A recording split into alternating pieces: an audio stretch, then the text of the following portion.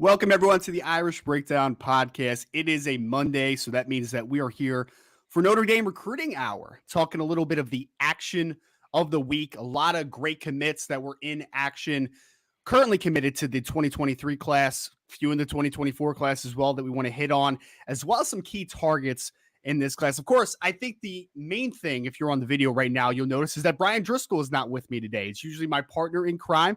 I don't want to say I upgraded, but I got Mr. Shaun Davis on with me, who's the recruiting analyst over here at Irish Breakdown. Of course, I am the director of recruiting.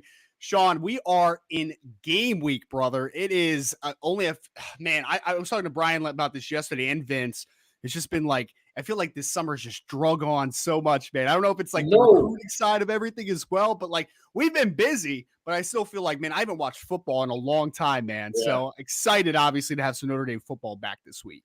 Yeah, it started off fast paced for both of us. We hopped in on the recruiting side and with Marcus Freeman and the staff and everything that they've done, man, we hit the ground running, trying to keep up with them. And then, like you said, once we got closer to the dead period there in August and commitment started slowing down, it was kind of like, okay, now I'm ready. I'm ready to see some football. And it was like, we didn't really, I don't know about you, I didn't even care who the teams were. I was just happy to see two teams going at it on the field in week 0, and we got some pretty good games. We'll probably get to that a little bit. Oh no, we definitely will. And like Shaun said, we had to get in this thing and get moving quickly, because if anybody has followed Brian for the last few years, man, that guy gets so much work done, and it is incredible work as always. So he's a tough act to kind of come, to learn from a little bit, because he just has such a incredible work ethic. But I feel like we're doing a pretty solid job so far. So if anybody, before we start here, like Shaun said, we're going to talk about a little bit of this recruiting action this past weekend, a couple college football takes, and then we will from the week 0, and then we're going to hit the mailbag as we always do. Before we do that, though, if you're watching this video, you should subscribe to the channel, hit that notification bell, because not only is there constant recruiting news, because Marcus Freeman and his staff is recruiting at an all-time level, we also have college football back. So there's going to be additional shows, 2 shows daily, pretty much throughout the course of the fall. You should be expecting from the Irish Breakdown staff. And as always, if you have questions, you can start filing them into the chat now if you're live with us, because I'll be starring them along, and we'll make sure to hit on those at the end. But Shaun, of course, like I said, the main topic that we want to hit on today, this being recruiting hour, is we want to talk about some of these recruits, man, in the weeks that they had. Yeah. For some, it was the second game already, which is pretty crazy. I completely forgot that, like, some states are just like, let's start in the middle of August. Okay, cool. Well, there were a few games last week, man. I was like, man, that thing caught up quick, right? But this week we had just about every committed player in the 2023 class and some 2024s that got their season either kicked off or were in the second game of the season. I know where everyone wants to start, obviously. And me and Brian touched on CJ Carr, the 2024 commit out of Saline, Michigan, yesterday, actually Friday show, I guess, because he played Thursday night of last week. But you obviously weren't with us, and I kind of wanted to just kind of spitball a little bit with you, Shaun, and just talk about his performance. So the positives to CJ Carr's first outing is Saline won over Hudsonville 24-15.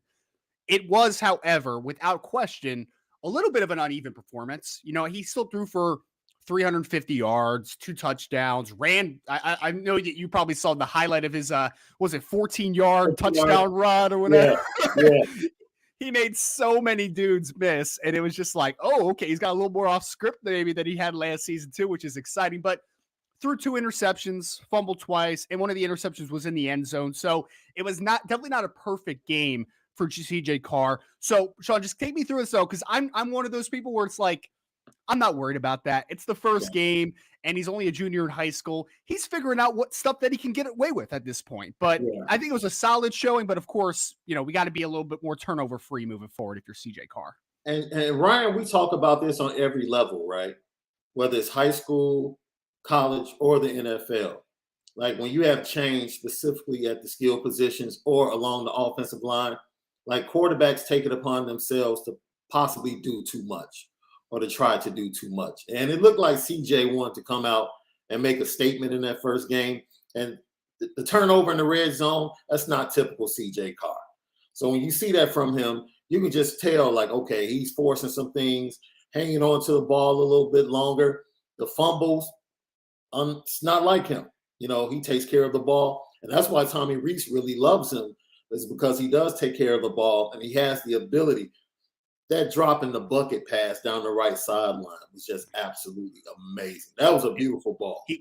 Shaun, he could not have ran out there and placed it on a platter for that receiver better, man. That was an incredible throw. I mean, on top of the touchdown run that I talked about a little bit, man, like there were some throws, the seam route to, I think it was a tight end down the middle of the field. I mean, there were some throws where you're just like, okay, that's why he's a five-star top 20 national player, right? Like that's it. And to your point, CJ Carr only threw 4 interceptions all of last year. So, like, it is not characteristic of him to turn the football over. And I leave that for pregame jitters, first game of the season. And honestly, let's call it what it is, man. He's a 17-year-old kid, and I felt like, he's big man on campus. He's 5-star. He's committed to Notre Dame.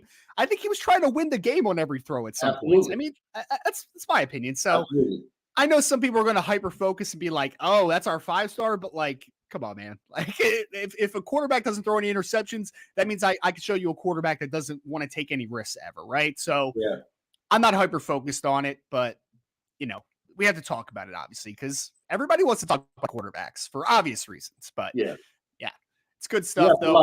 You have to like what you see. Yes. From leadership standpoint. I don't mind a guy from a sports standpoint. Coach has always said, I'm the coach. Give me the ability to pull the reins. Like, I don't want to have to push you. Like, if I have to pull you back a little bit and say, all right, settle down, I'm fine with that. When I'm a coach and I'm having to motivate you and get you to go out there and be intense, that's when you have a problem. So, ultimately, big picture, I love what I saw from CJ Carr. He's a uber competitive young man, wants to be the best. And you can see he's already thinking Notre Dame. Like, even though he's playing, and that's tough, Brian. I mean, that's tough, Ryan. Like, as hard as he recruits for Notre Dame, like he wants to play for Saline and he knows he wants to win a state championship. But like, there's part of his mind that's already in South Bend, like looking forward to stepping on that field and competing. And to be able to balance that as a 5-star, that's tough. But it's a lot. Guys like him and his partners, they put on shows this weekend, and we'll get to both of those guys that he was at the Irish invasion with, and some of the other guys.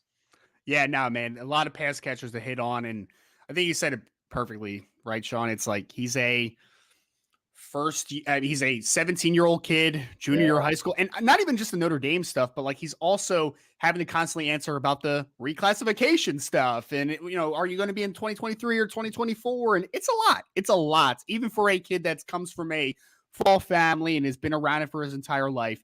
It is still a lot of things to answer. So solid start to CJ Carr. Needs to be better, of course, but there were a lot of positives there. A lot of positives. Speaking of positives, Shaun, there were a lot of positives from this pass receiving crew that we saw, not only 2023, 2024 as well. I'm not going to get into tight ends as much in like the next couple minutes, but we had 3 extremely talented pass catchers that did a lot of good things in multiple spots here. So the first one that I want to talk about is Braylon James, who, man, I'll say this about Braylon. He has some of the better athleticism to elevate in the air that I've seen from a high schooler. I mean, Stony Point is where he transferred to after being at Del Valle last year. They won against Austin this past week in the opening game, 53-0. So they dominated the game.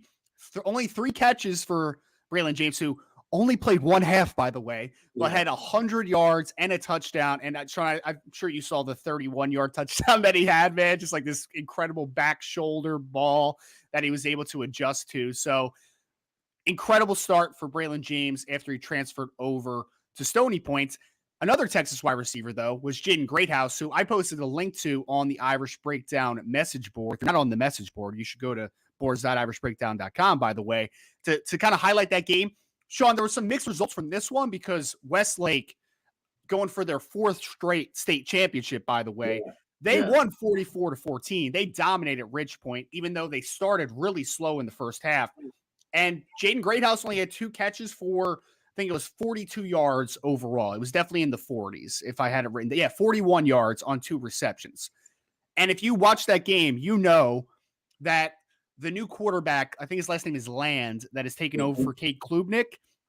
I think he'll be fine, but there were definitely some growing pains in the first game. I think he was like 9 of 13. He barely threw for over 100 yards, right? Yeah. So there weren't a lot of opportunities for Jaden Greathouse, but you saw the one catch he had down inside the 10-yard line where he had to adjust in the air and come down in between two defenders. Like, incredible body control, physical, man. And he did a lot of great stuff, obviously, in the limited opportunity that he had during that game. He showed his big-time potential, even though it was a little bit limited as far as the effectiveness and the opportunity that he had. And then we had a third wide receiver that's committed in the 2023 class that had 8 catches for 131 yards, the best day of the week for any pass catcher that's committed to Notre Dame, and that was Rico Flores. Although the Folsom High School product lost to Sarah 17-12, in which, I mean, be very honest, Rico had 156 yards last week, had 131, off to a great start. He did have a fumble inside the red zone during the game that they had a couple turnovers in that game. Folsom had a chance to win that game, but either way, Rico still had a really positive game, had a lot of big catches. And then, Shaun, I can't forget about 2024 commit Cam Williams, who you're very familiar with, obviously. Glenbard South took down Aurora East 44-12, and Cam had, 7 catches for 126 yards and 2 touchdowns. Also had 15 rushing yards, I think only on 1 attempt. So, Shaun, it was, I mean, out of the 4 pass catchers that Notre Dame had, as far as wide receivers are concerned, on the field this week, committed, 3 of them went for over 100 yards, and the other one's Jaden Greathouse. So It is a really talented group, not only in the 2023 class, but also Cam Williams really showed out this week as well in the first game. And Cam told me before the season that the offense was going to be about moving him around. He had snaps in the backfield. He had snaps out on the edges on both sides. He had snaps in the slot. They even moved him into a tight end position close to the line when they went to a full package, but they just got him closer to the line of scrimmage and went play action. They did a lot of things to get him open. They gave him a jet sweep for, like you said, 15 yards that culminated in a touchdown for him. So he put in a lot of work, but it was the work that he expected. Their defense is going to carry today. They're also breaking in some young players on offense, specifically on that offensive line. So the offense is going to come later down the season, and they know that. They have aspirations for a state championship, and Cam has taken it upon himself. He knows that he's going to have to play a big role in that offensively as they develop for them to be able to reach their goal of winning the state championship. So, you know, each week when you check in on Cam Williams, look for him to not only to have a lot of receptions, but to have a couple of, maybe a touchdown pass on a reverse. They're going to use him like that. They're going to use him in jet sweeps. They're going to use him out of the backfield, so you'll see more rushes. He's definitely going to be a valuable piece for that offense. And like you said, Jaden Greathouse is one of those guys that he knows. I think he knows that playing with Cade Klubnik, he can be spoiled to an extent. And I'm sure he had the urgency to want to put on the show. But I think he understands that the offense is going to have to come along. But I expect him in the marquee matchups. That's when he goes off. It's marquee matchups. So ask Denton Geyer that last year, man. The 7 catches, 236 yards, and 3 touchdowns, right? I mean, and that's going up against guys like the Bowens, you know, in that secondary. So he's a dog. He's a dog. Well, we're going to get to the Bowens a little bit later in this show when we move over to the defensive side of the ball. A great showing from the Denton Geyer squad against a pretty good football team, by the way. But, I mean, Shaun, it's exciting stuff. I love my favorite part of this job, honestly, is the backstories and ability to talk to these kids, right, and to learn a lot about them. I mean, I talked to Cam as well after the show, after his game, just to kind of get the stat line and everything. He didn't even know his stats, man. He's like, I caught 2 touchdowns and we won. I'm like, awesome, man. He's like, receptions, receiving yards. He's like, I don't know, man. Like, I'll try to find out, but like, that's my bag. You know what I mean? Like it's just not what's important to him. He wants to win football games. And that's the biggest thing for Glenbard South this year. So very talented wide receiver room. Again, that is going to be featured in the Notre Dame offense over the next couple of years. Again, like you guys just have to, if you want to go to my article that came out today on Irish Breakdown, you can check out a few of the highlights from the week. I posted some videos, or you can just go do some Twitter searches, man. Because again, the Jaden Greathouse catch was phenomenal. Cam Williams doing his thing, Rico Flores again doing his thing. All these guys really came to play. Braylon James' 31-yard back shoulder touchdown. Like they were balling out this week, man. So it was great to see. And they're not the only pass catchers I think had pretty solid weeks. So Shaun, with you're the film guy. Yeah. You're the master film guy. You're the sensei for us when it comes to film breakdown. Rico looked a little bit faster to me watching his film the first 2 weeks. He looks faster and he looks a lot thicker to me. Okay. Right? Like he looks, you know what it is, Shaun? I think that he's a kid that is just maturing physically, right? Like he's growing into his body. His body's filling out, and the explosiveness is coming with that because he's not he's not putting like unnecessary weight on him where it's just like, why are you getting that big? It's just like naturally filling out. And I mean, muscles are getting stronger, right? Muscles are getting more explosive. I agree with you. That 71-yarder that he had in week 1, I was like, oh, there's a little more getting up there, man. Or at least he's confident and it's showing out, you know? Like definitely, I agree 100% with you though. Yeah, I thought that jumped out to me. That was one of the things with this wide receiver group that jumped out to me. We knew the explosiveness that was there with Greathouse in a different way. Yes. He's explosive, but not, you're looking for it, just running by guys. No, he has a different type of explosiveness. And Braylon James is just, I think he's just, that's whatever explosiveness jumps in your mind, that's what he is.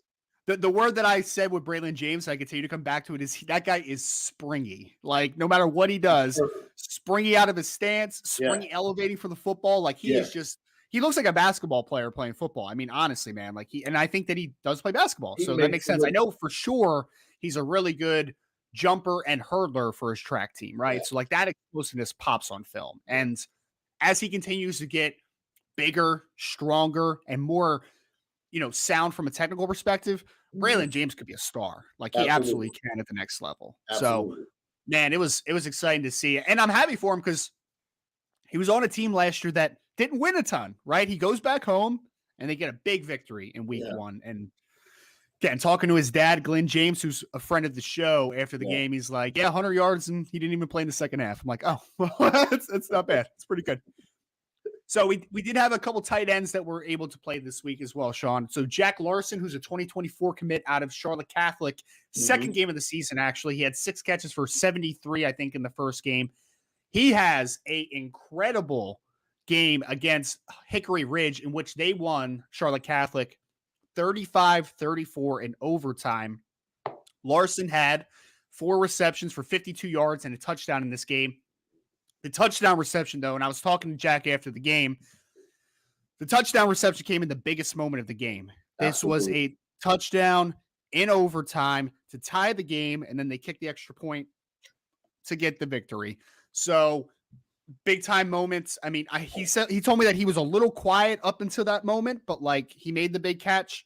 And then Cooper Flanagan for De La Salle, who's the 2023 commit, he also caught a touchdown, and De La Salle got off to a 1-0 record. They beat Monterey Trail 36-20. He told me, kind of off the record, but he was okay with it, kind of getting out there. He's dealing with a little bit of a turf toe, so he hasn't been able to play defense this past game for De La Salle, but he expects to be back on defense very soon. So a couple nice tight ends that were able to get a little bit of a play there, Shaun. And you mentioned this before, and I just kind of wanted to end the pass catcher portion of this podcast with saying that CJ Carr has a lot of weapons that are going to be ready for him, and Tyler Buckner for that fact.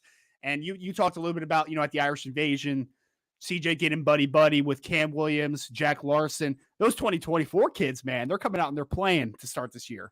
Oh, absolutely. Just a tidbit, Jack Larson, that big time touchdown he caught, he was going back and forth with a guy that Notre Dame was after for a little while for Hickory Ridge and Christian Hamilton, that ultimately ended up going to North Carolina. Christian Hamilton jumped that game off with a couple of big plays, and he kind of was taking the stage away from Jack, and Jack came and made one of the biggest plays at the biggest moments and kind of took the shine back.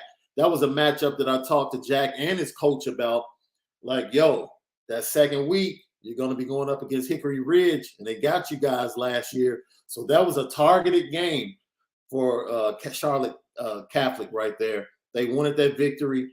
hard fought. They expected to get the win, and they came out with it. And I think they're probably going to see Hickory Ridge in the playoffs because they always match up with them later on in the playoffs. But big game, they wanted it as a team. They went out and got it. And I always say Jack Larson just sounds like he needs to come over the PA at Notre Dame Stadium. Touchdown, right. Jack Larson. It just sounds like something that should be said at Notre Dame Stadium. So I'm a huge Jack Larson guy, and I love seeing him being able to make big plays like that because I think that's a trait that you really want to see from these guys. And that's one thing we talk about with Jaden Greathouse. Like, yeah, he averaged 21 yards per reception, only had 2 catches, but I promise you, in the marquee games, you're going to see the beast come out. And I think that's what we saw from Jack Larson. Like, started off slow, but when it was time for his team to need a big play, he brought the beast out and was able to deliver. So I'm excited about him and Cooper Flanagan. Pretty much, if Notre Dame stamps a tight end, they're going to be good. Just assume. Yes. You're not wrong. You're not wrong, man. And honestly, I feel like Cooper Flanagan gets really underrated just because De La Salle doesn't throw the ball much, man. Like he's out there blocking for the most part. Yeah. I know he told me before the season that he's hoping that, and he's expecting the offense to open up a little bit more, get him a little more involved. I mean, he still led the team in receiving last year, but like just not a ton of opportunities. I think he only had like 15 catches. Because if you haven't seen De La Salle, luckily Brian's not on here, man, because they're a triple option, run the football every play type of dude, So yeah, no, but it's nice to see. And I was going to wait till the end, Shaun, to talk about some key targets, but we had a comment from Different Isle that said Tayshaun Lyons, who is a 2023 wide receiver out of the state of California that Notre Dame is targeting and is expected to get him on campus most likely for the Cal game this fall. So let's talk about him real quick, Shaun. There's been a lot of back and forth with him because he plays at a lower level of football in California, but I think if you see the profile, like 6'2", 170, pretty fast, explosive, I think he's got a lot of traits that you really like. In the first game for them, he goes to Tennyson High School out there in California. They were able to beat Castlemont 22-16, so a very tightly contested affair. But Shaun, my guy went off for 4 catches for 125 yards. 2 touchdowns, 30 yards a catch for you math folk out there. I know Drunk Video is saying it here that, you need to get your calculators ready. Well, there's your calculator. 239 all-purpose yards and 3 all-purpose touchdowns. And he also, since he goes to a little bit of a smaller school, he plays defense too. And he secured an interception during that game as well. So if anybody wants a little taste of what Notre Dame is looking at with the Tayshaun Lyons, there's a lot of upside to him, right? Like he is a really good athlete. He's smooth. We've talked a little bit about a comp for him, and I kind of brought Chris Olave to the table a little bit, like he kind of lulls you to sleep. No, man, that's the number 11 pick in this last year's draft, so not a bad comp, right? But obviously, I'm not predicting him to be the 11th pick in the draft, but like there is a lot of smoothness and athleticism and burst to a guy like a Tayshaun Lyons. So top Notre Dame wide receiver target left on the board. Again, expected to visit this fall for sure. Cal game is when they're pushing for, and we think that things are in a pretty good spot if Notre Dame takes the push for him, and we think that they are making that massive push. So those are all the pass catches, though, that we're going to talk about. We'll talk about Jeremiah Love near the end of the show, who also got a big victory. Shaun, I just kind of want to roll through some of these offensive linemen because we got to get to defense, and there's not a lot of stats to report, right? But a lot of good performances from their teams. Of course, Charles Jagasaw got his Alleman team off to a great victory, Shaun, 32-6 over Chicago Academy. I was very happy for Charles and his team because they, unfortunately, due to COVID and a lot of players transferring last year, they were 0-8 last year. So they had a really down year, already more wins in one game than they had all last season. So I was really happy, and they had a dominant victory over them. So they're going to take on Quincy Notre Dame next week, which is coming off a 21-13 loss to Quincy in week 1. So we got a little bit of a winning streak with Charles Jagasaw, which is nice to see. Sullivan Absher. Sorry. No, I'm just saying they got one. They got one. That was a happy bus ride back from Chicago. I can guarantee that. That's it, man. I mean, seriously, I was so happy. I think I may have tweeted about it, or I was going to tweet about it. And I'm just like, I'm so happy that they got a win because I talked to their coach, like I know you have in the past as well. And like, it's tough taking over that program. It was like, let's call it what it is. They were not in a great place after COVID and the aftermath and players transferring. It was not a great situation, if we're being honest. So we'll see. We'll see how the rest of the season goes, but a good start for the Alleman team. Sullivan Absher, South Point High School, 2-0 record now after a 48-6 victory. I should have mentioned Charles Jagas is also a very good defensive lineman for the Alleman team. Sullivan Absher, he's just an offensive lineman. He doesn't play on defense, so there's no stats to look at, but they scored 48 points. So I'm going to say that he did pretty well. They as a team, I think they racked up 9.7 yards per carry. And if you watch them, they're another team that runs the football a ton. So there's not a lot of passing with Sullivan Absher, but another good job there. Sam Pendleton is the last offensive lineman that we had that was in action. Unfortunately, did not come out with a victory. It was a close loss to Grimsley High School. He plays for Regan High School out there in North Carolina. It was 40-34, 1-1 record so far for Sam. They have scored over 30 points in back-to-back weeks, though, so they've gotten off to a decent offensive start. But that is the last of the offensive players that we really wanted to dive into, Shaun. Actually, maybe we'll backtrack here, man. I was going to save the guys that wanted to, the uncommitted players or the top targets on the board until the end. But we already talked about Tayshawn Lyons. Yeah. So why don't we talk about Jeremiah Love, who, so for people that don't know the backstory here, he goes to Christian Brothers in Missouri. They traveled to Canton, Ohio this past week on Friday to take on Milton High School, which is in the state of Georgia. They called it the Freedom Bowl battle. And he took his squad in there, scored a touchdown, also dealt with a little bit of cramping during the game. So he missed a portion of that football game. But his team, more importantly for Jeremiah, who told me before the game that he wanted to, quote unquote, shock the world this week, they won 41-27. So massive victory going over to Canton, Ohio.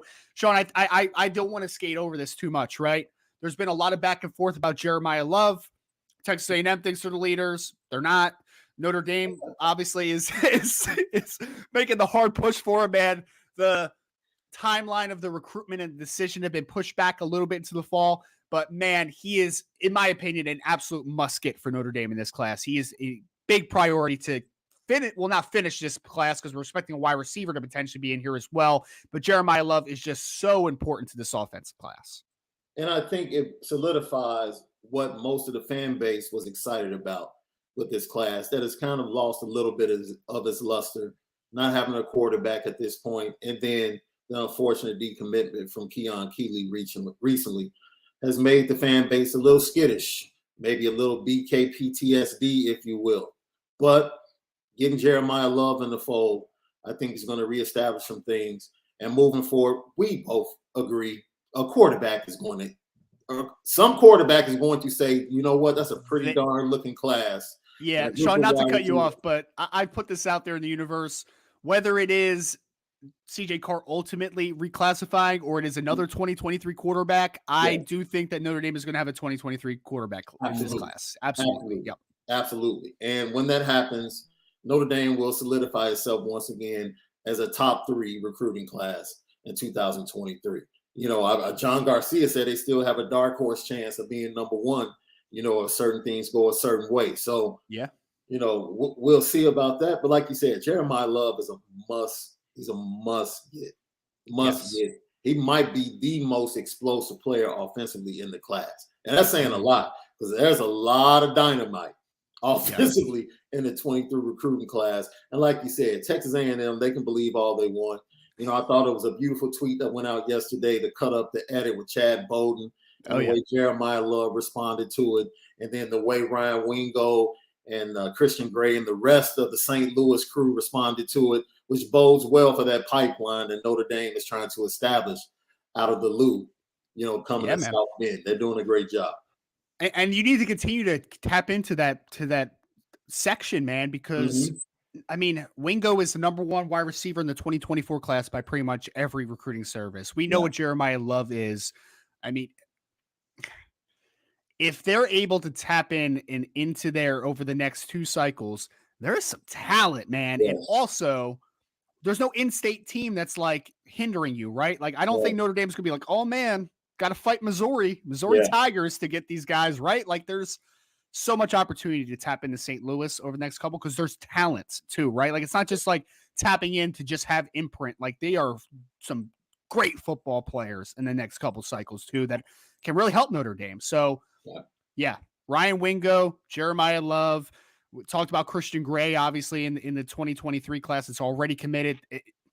There's been some good luck in St. Louis in the past, but Notre Dame is going to continue to try to get in there more steadily and consistently, right? So big player for Jeremiah Love. And honestly, Shaun, people were down, and I get it, right? Like after the Kian Keeley decommitment, I understand it. I completely understand.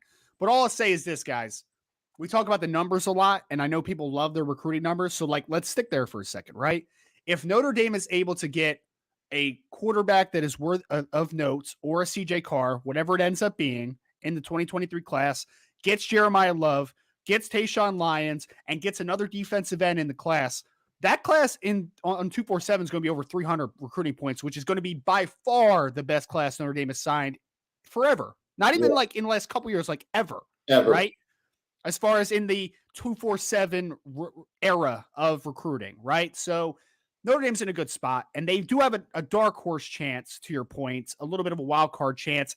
I think it's going to be tough for them to get the number one class, but top three class for sure if all those things happen. So let's let it play out, as Brian Driscoll would say on this podcast. So those are the skill position players. We walked through the offensive line class. I mean, Shaun, before we jump into defense, because there's not as many guys as on the offensive side of the football, it was a really good day for this offensive unit, man. Like, if we're talking about just the future of Notre Dame football, because I think for most part, we feel really good about the future of the defense, because the defense has been pretty good already, right? Like, it's been a good unit over the last couple of years. Offense is the question mark, though. And seeing all these performances, it gives me a lot of hope that the offense is going to start to catch up to that defense and supplants at some point. Like, I think that it's very possible that we could be there soon. I think what we're seeing is the desires of Tommy Rees and what he wants this offense to be. I saw an interesting stat that came through the game package we got. We get the game notes at the beginning of the week. Notre Dame is one of only 8 teams over the last 2 seasons that have put up 6,500 yards passing and 4,000 rushing. Only 8 programs in the country have done that. So everyone that has like been down on Tommy Rees and like put him under the microscope this season, especially with the development of Tyler Buckner and pointing at him being a possible reason why there is no quarterback in the 23 class. Hey, the numbers bear out that he is in rare air as the offensive coordinator as far as yardage. Now, this is the kicker. I think the recruiting is showing us that Notre Dame recognizes we've been putting up yards, but we have to put up points. And when you see the explosiveness they have at the skill positions in these classes in 23 and 24, you start to see the mentality of the transition that Tommy Rees wants this offense to take from not just being so methodical, but being able to run the ball and then take shots and get big plays and put more points on the board. So, yeah, I know we haven't talked as much about this, like me and you, Shaun, but me and Brian talk about this all the time. I think with Tyler Buckner and the speed that Notre Dame has at wide receiver just this year, there's going to be a lot more explosive plays in this offense than there was last year, because the offensive line just wasn't good enough last year, for being completely honest. Jack Cohn didn't have enough time. Tyler Buckner has some of that off-script ability as well. There's going to be a lot of explosive plays. So I'm excited, man. I know people are in the chat talking about the big recruiting day for the Ohio State game. Ohio State has a really good visitor list for that game. Obviously, that's one of their biggest games of the year, probably their biggest game. And Notre Dame has an opportunity, though, to take a little bit of that momentum if they have a big outing against Ohio State. So absolutely. That's the offensive side of the football. Defensively, I think that it would be, I don't think it would be very wise, Shaun, if we did not start with the defensive backs here, because on Thursday, there was another pretty nice performance by Denton Geyer. We talked about it a little bit earlier in the show, but the Bowen brothers got off to a pretty good start. So Peyton Bowen, 2023 safety commit in the class, and his younger brother, Eli Bowen, who is, in the 2024 class. They both scored touchdowns in this 47-14 victory over Heath. And for everyone out there that isn't familiar, Heath that they played was an 11-2 team last year. So they were pretty good last year. And Denton Guyer went in there, who were in the state championship game, although they lost to Westlake in the finals. They won 47-14. Peyton Bowen picked off a pass, which was just silly closing speed, 75 yards, and took that for a touchdown. Shaun, I know you definitely saw the Eli Bowen touchdown as well, where he actually gave up a catch. Wide receiver pushed off a little bit, but Eli takes it right out of his hands, and he races for like 70 yards for a technically a fumble return touchdown. And he also caught a touchdown during the game. So Denton Guyer is another little potential pipeline for Notre Dame over the next couple classes. And the Bowen brothers specifically got off to a tremendous start during this game. Man, Eli took it personal, didn't he? Like, how dare you push off and get a reception on me?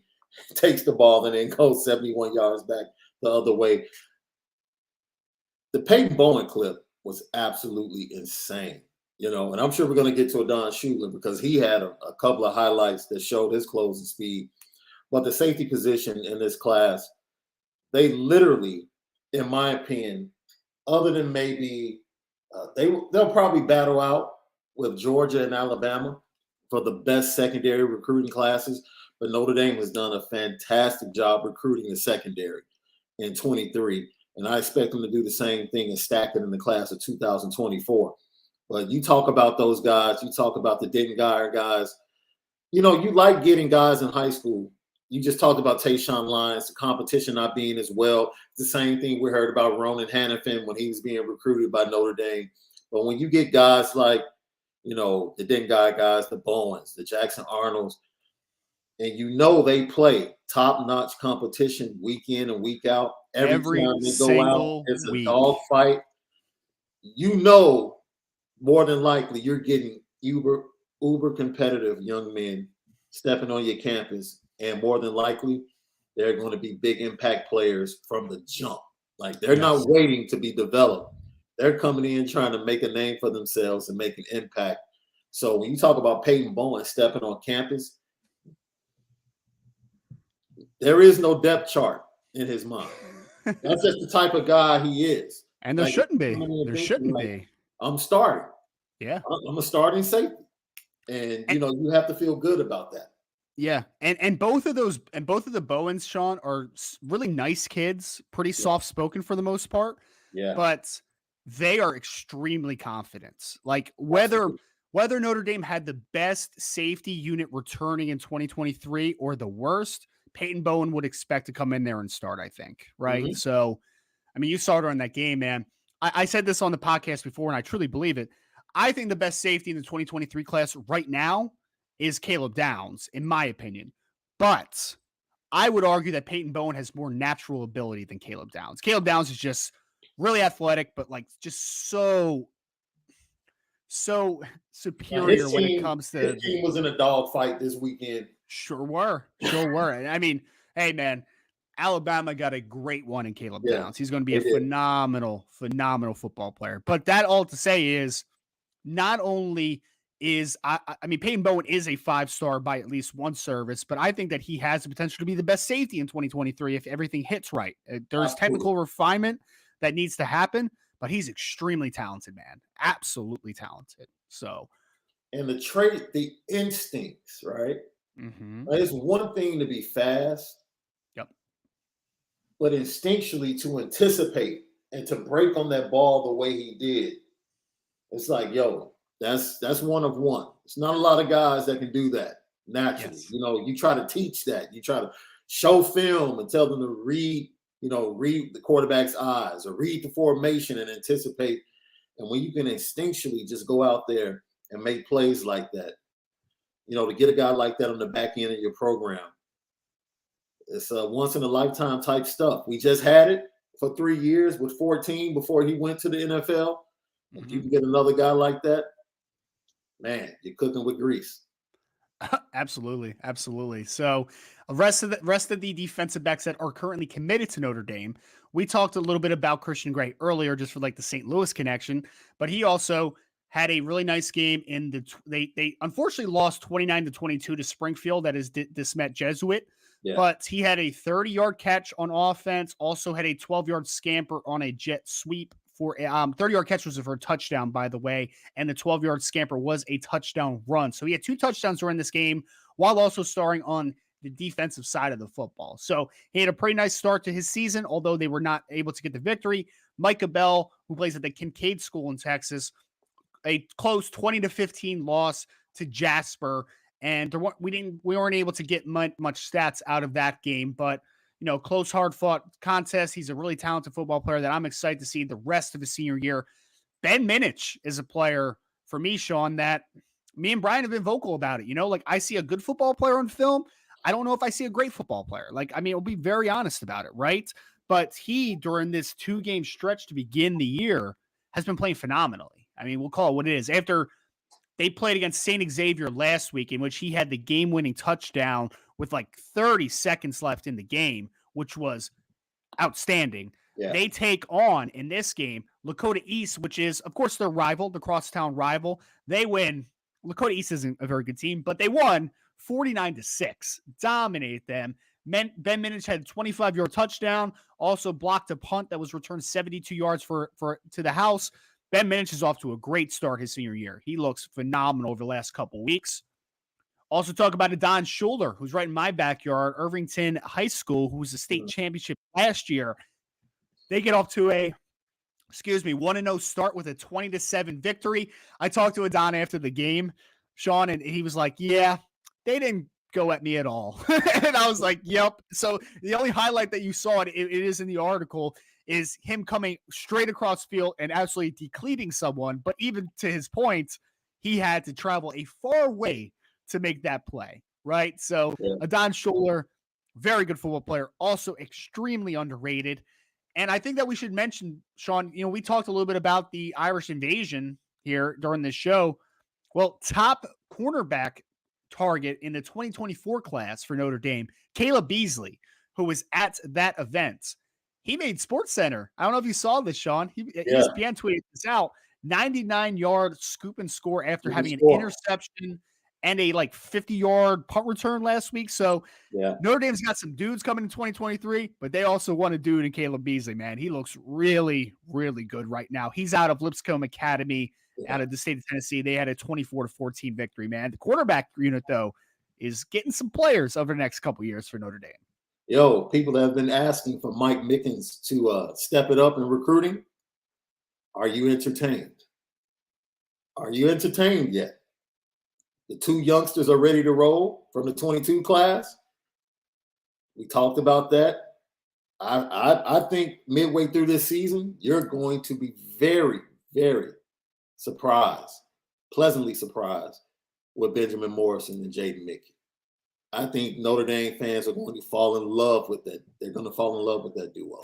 Both of them are already in the 3 deep, and I don't want to get too much into the depth chart because Shaun Stiers is going to talk about it tonight on IB Nation Sports Talk. Yeah. But yes, both those freshman corners are already breaking into the 3 deep, it seems. And Ryan, you talk about development all the time with these high school players, right? Who was it just years ago at Cincinnati when he held the same defensive back position? Got 2 freshmen that he had to get on the field immediately. And he just saw both of them go to the NFL draft, one as a top 5 pick and the other one as a second-round pick. That's Mike Mickens. So he has a very good resume of getting young players ready to play in the secondary. So that bodes well. And I think, like you said, from a recruiting standpoint, what we're seeing from guys like Christian Gray, Caleb Beasley, as much as you talked about CJ Carr and everybody else that was at the invasion, he was the star. He was flat out the best player on the field from everyone that was there. They were like, there was no problem. Like CJ Carr, fine. Caleb Beasley is the guy. And if Notre Dame can land him, because he plays for a really good team. Their linebacker, Edward Spillman, is another target for Notre Dame. Spillman's a good player. Yeah. Really good player. He's a guy that Notre Dame is targeting as their potential rover in 2024. I'm not going to say he's their top target, but he's a guy that you should definitely keep your eyes out if you're a big recruiting guy out there. Just had a super chat, Shaun. I want to give it real quick from Ed.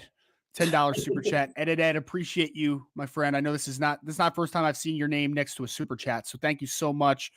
We really do appreciate that as we start out our week of game week, man. Really excited to see we've been waiting for so long, Shaun, talking about how much we're excited about the Freeman era and everything that's going on, recruiting, all this good stuff. We finally get to see a football game on Saturday, and I am so excited to finally see that one, 7:30 Eastern time on Saturday night. So, Shaun, last couple players that we'll hit on, and then I want to talk about a little bit of college football from this past week, man. We had week 0. So the front seven folk, it was a very non-flashy day from them, I guess is how I would describe this week, right? I mean, so Drake Bowen plays for, I don't even know how to pronounce it. Is it Andrean? I've always been high school. Andrean. Yeah. Okay, so he plays for Andrean. They lost it was a pretty tightly contested game, 28-18 against Crown Point. Now, Drake Bowen had some nice work, man. He ran for 64 yards, had eight tackles, 2 tackles for loss, recovered a fumble. He does his thing. Unfortunately, they come out on the wrong side of the coin. But defensive line wise, we had Vernon, who plays for Mentor High School in Ohio, who is an absolute animal, man. Just absolute animal. But they came out again, 26-20. It was a triple overtime game. So that 26 is very misleading because it took 3 overtimes to get to that 26. All right. So that was a defensive game. And if you saw any of the clips from that game, Vernon was getting double teamed. He was getting triple teamed. Yeah. It was insane, man. I saw someone post a picture where 4 guys were literally blocking him, right? And I mean, the kid is 6'5", 280 pounds. Like, he's just a monster of a player. Also blocked a field goal during that game, which was a big field goal block in the second half there. So he made his impact felt. Just the stat sheet doesn't really, I don't think it emphasizes enough how good Vernon is on a stat-to-stat basis.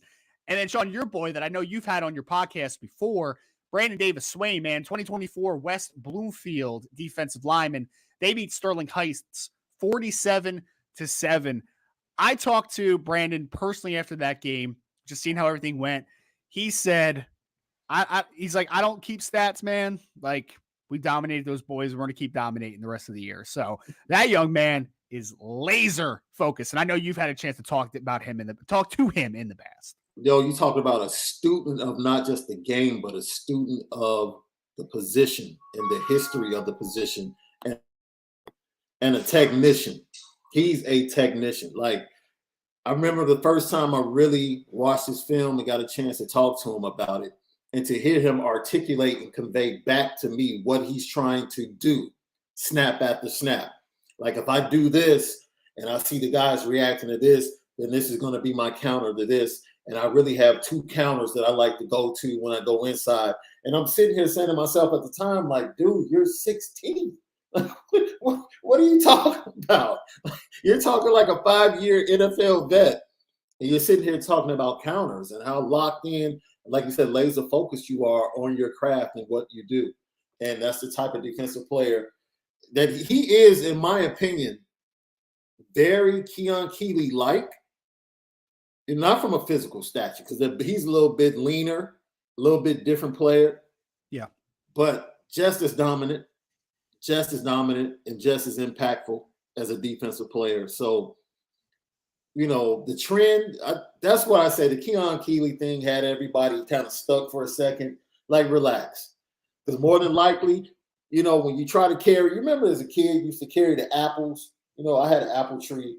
Yeah, in the backyard. You got to try to carry the apples in your shirt to the house. Every now and then, one of the apples is going to fall out. You fall out, okay, but you still have a bunch. Your mom can make a nice apple pie. You can eat a little snack. Maybe partner with some cheese or some peanut butter, or dip it in somebody else, some yogurt or something else. But at the end of the day, even if you lose one, you got a bunch coming. And that's Notre Dame recruiting right now. We got a bunch of talent coming in 23 and 24. So let's not, overreact to the 1 or 2 that might get away, because the narrative is definitely changing. Yeah, and I've been consistent with this. Kian Keeley is a massive loss, and if he doesn't end up with Notre Dame, ultimately, like, it's a big loss. I mean, what are we gonna say about it, man? It stinks, right? Yeah, it sucks. But it also underrates the fact that Notre Dame also has a lot of good football players that are still committed, right? Like, let's give them the attention and the credit that they deserve. I mean, Shaun, honestly, I was watching Mentor a little bit, just a little bit of the game, and I am just like losing my mind about how developed Brendan Vernon is as a 17, 18-year-old kid, man. Like he's an Absolutely. animal, man. Absolutely. Like, and then you can stay right there in Ohio, man. We watched Ben Minich's film. Yeah. We watched this film and we talked and we were like, okay, all right. Yeah. And this kid is coming out his senior season, putting up offensive number, defensive, and he's making the plays. We talked about this. Yeah. At the big moments of a game, he's making the game-winning touchdown reception. He's also not even the most he has Malik Hartford in the back end with him too. That's committed to Ohio State. That's one of the best safeties in high school football. Exactly. And it's Ben Minich that's making the big plays. And again, I'm not here saying Ben Minich is better than Malik Hartford. I am not doing that. But what I'm saying is that maybe I and some others, and we'll see what happens. We'll see how it ultimately ends up. Maybe I underrated Ben Minich a little bit, man, because he got off to a great start this year. So, to your point, he's playing really good football. Maybe it's the fact that Malik Hartford is back there. Could be. And we're going to try you. And he's been up to the challenge. He's flat out been up to the challenge early in the season. Yep. No, absolutely. Because let's call it what it is, right? Ben Minich is this 5'11", 185 pounds, good athlete and everything, but Malik Hartford is like 6'1", 200 pounds next to him, like taking dudes' heads off. Like it just looks a little different, right? Like it does. So maybe I'm underrating Ben Minich. I hope I am, because if Ben Minich if he's the lowest ranked player in this class, potentially, Shaun, he's a 4-star on a couple of counts, so he probably won't end up as the lowest ranked guy. But if he's one of the lowest ranks and he ends up surprising, and Notre Dame's in a great spot. Like I want that to happen, right? Like I want to be wrong about that one. I 100% do. So let's hope for the best, man. But he's playing good football. So that's going to do it. Just a little bit of our breakdown of the recruits from this past week and a couple other really talented players that Notre Dame is keeping close tabs on as potential targets as well. So if you didn't get all of it, you can go back to my piece again from this week that's on Irish Breakdown that kind of just talks through a lot of the games and a lot of the performances. But Shaun, it's college football back, baby. Week 0. And I want to hit on this. Me and Brian talked a little bit about this, and Vince actually on the show last night. We did a little bit of our season preview on the channel. And we mentioned the Nebraska Northwestern game, which was in Dublin, Ireland, which is a pretty cool thing to see. But so, Shaun, I have a few takeaways from this game, and I would love to just hear yours, and we'll just go back and forth a little bit on this, man. I felt like nobody wanted to win this game, man. Like, I am just watching this game. I'm like, Pat Fitzgerald is playing super conservatively, right? Like, his quarterback, Ryan Helinski, was actually playing a pretty good game, in my opinion. Yes. And I even put on the Twitter, I'm like, man, like, can you let this guy loose a little bit? Like, just let him go. And it was 3rd and 10. In field goal range, they decide to just run the ball and settle for a field goal. They do that twice in this game. Yeah. And I just felt like the whole game, Pat Fitzgerald was just playing not to lose, right? But luckily, or coaching not to lose, excuse me. But luckily for him is that Scott Frost, the coach for Nebraska, was coaching to lose, not to lose, right? So I want Nebraska to be good again. I really do, because when Nebraska's good, it's better for college football. Yeah. Man, that game was hard to watch for me, though, man. Because, kicking an onside kick when you're up 11 in that game, you had all the momentum, and then you just squander it. It was, for me, a little bit of a tough football game to watch. I would not lie about that. It came across as kind of arrogant at the time, right? Almost like, you know what? Yeah, we're good. I told you. And we're going to make an even further statement. We're about to embarrass them. And it's like, it's just one of the dumbest things at the worst part of the game you can do. Like, why do anything that could possibly halt the momentum you just talked about that they had at that point in time? It was just bad coaching. Bad coaching. And you give Northwestern, look, let me tell you this. Pat, no one is more excited than Pat Fitzgerald and his family, because there was pressure being felt by Pat Fitzgerald at that program. And everybody thinks like, oh, man, he can leave whenever he goes. Doesn't matter what the record is. To a point. And that point, or that intersection of, hey, we need to talk, and Northwestern head coach, it was coming. It was coming. And he was given a lifeline and thrown a lifeline. And he took full advantage of it. And shout out to his players that had his back. Because when that moment happened, they seized control and they never let it go. And then, to get the ball, really not convert and get points, but take 4 to 5 minutes off the clock, run the ball, get into Nebraska territory, pin them back, and then ultimately get the big stop. And it seemed like Casey Thompson, this is almost like somebody kidnapped him after that onside kick as well. First 2.5 quarters, man, I'm like, Casey looks good. And then the last 1.5, I'm like, oh no, that's the old Casey Thompson. Like, we saw that last year against Oklahoma, remember? Yes. He looked really good early in the game. Yep. And then all of a sudden, Caleb Williams comes in and changes the momentum. And it's almost like he froze in the moment. So Scott Frost, I don't know what else to say.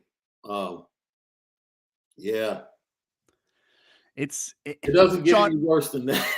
No, man. And it's tough because Scott Frost was a good fit, I thought, for Nebraska, right? Like, he played at Nebraska. He won a lot at Nebraska. He did a great job at UCF.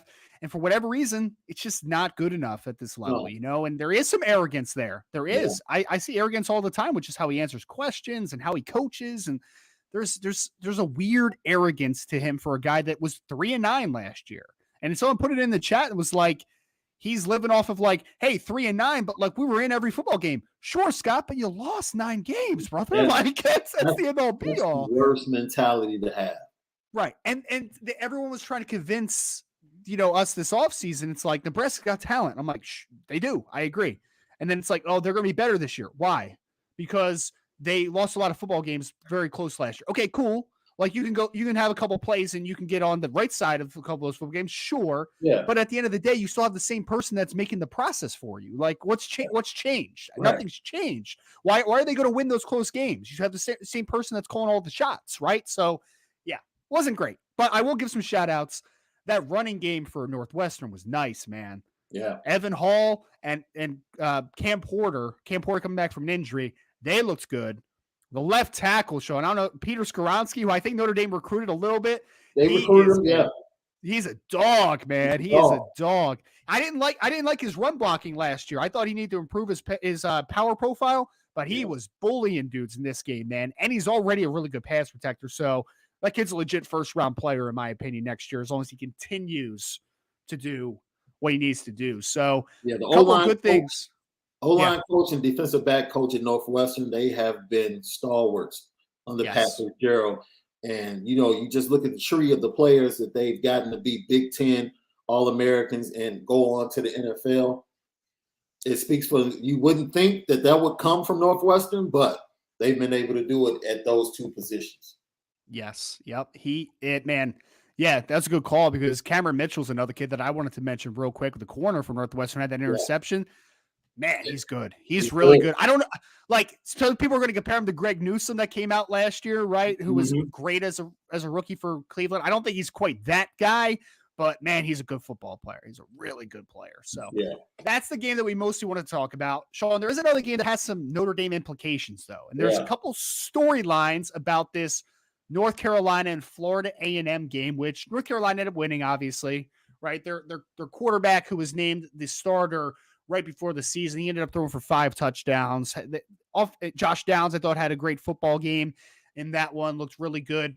Florida A&M before the game, though, Shaun, they had 20 players that were named ineligible right before the game. And it was so bad that it was like teetering whether they would have to forfeit this game. Yeah. And for a second there, it's like, okay, I don't think people quite understand the background to this a little bit, because if they would have, I forget what the exact number was, but if they would have had to forfeit that game, they were forfeiting also over $1 million, right? Yeah. Like, that's what it is for those FCS teams, man. It's huge. Look, it might not be huge to Power 5 schools, but to HBCUs, that might be a full year. Well, people always ask, Well, Shaun, we see these lopsided games between these FCS and FBS teams all the time, Yeah. right? And Yeah. it's like, why are the FCS teams doing this? Because they get money for They it. get money Like, for it. let's call Yeah. it what it is, man. Yeah.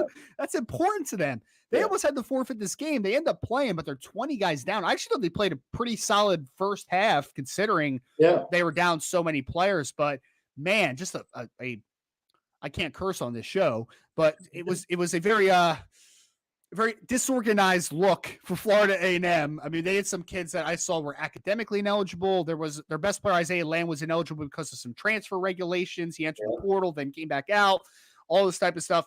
But the big implication for us is that we saw a little bit of North Carolina, right? And I have mixed feelings about what I saw. I do. Because again, they're playing an FCS opponent, but Florida A&M was down a lot of players, man. Yeah. Like, it was a lot of players. And I didn't think they looked overly impressive. I thought the quarterback looked pretty good. They got Josh Downs, who's a great wide receiver. The running game was pretty solid, but nothing about North Carolina said very good to me. Like they looked good, but unspectacular. Like that's how I had mixed feelings about watching them play football this game. Yeah, and just to go back before I talk about North Carolina, it is really a big problem when it comes to FCS schools, but particularly HBCU schools. And I can talk about it with the experience I have with my daughter, who had a school that was an HBCU that was in her top 3. When she was ultimately making her decision, and one of the biggest things for her was the runaround that we got, with administrative things and when we had questions and paperwork. And that's something that she felt like she didn't want to have to deal with for 4 years. And it goes back to resources and staffing and not having, most of these compliance offices have one person trying to handle all of these athletes and, like you said, transfers and making sure the paperwork is correct and filed properly. And with all of that, some things, I can't say some things fall through the crack. That's a lot of players to fall through the crack, 20, 25 players. But unfortunately, that's the byproduct of lack of funding and lack of resources and staffing. But to go to North Carolina, the quarterback, I see why they chose him. I thought that they would go with the more mobile guy to make more of an impact in the running game. Mm-hmm. Josh Downs is going to be a really good dude. I like a couple of their young receivers, but they're still learning and still trying to be the B part of that passing game for North Carolina. I was totally disappointed in Mac Brown. And for you, I don't know how you feel about this. I've never liked the whole co-coordinator thing. And they have co-coordinators defensively trying to put in a new system. And to me, it's always just two different thoughts or trying to mesh thoughts. And you handle the run game and you too many voices. Yeah, it never works.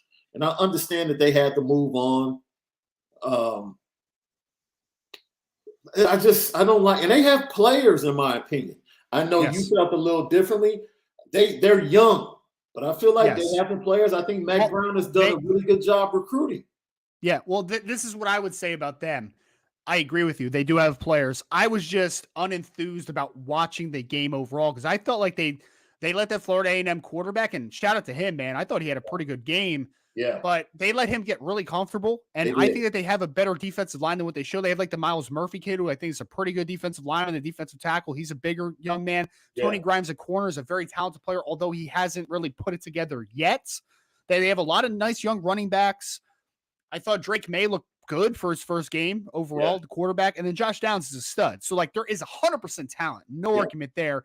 Just for whatever reason, they just and again, it's an FCS opponent. We'll see what happens when they get into the ACC schedule and all that type of stuff. But they just didn't look enthused to play this football game, in my opinion. Like it just looked a little flat to me. I don't know. Yeah, I can agree with that. And maybe it was the story surrounding it, whether or not they're going to play, feeling like they weren't going to play, and then finding out, okay, the game is still on.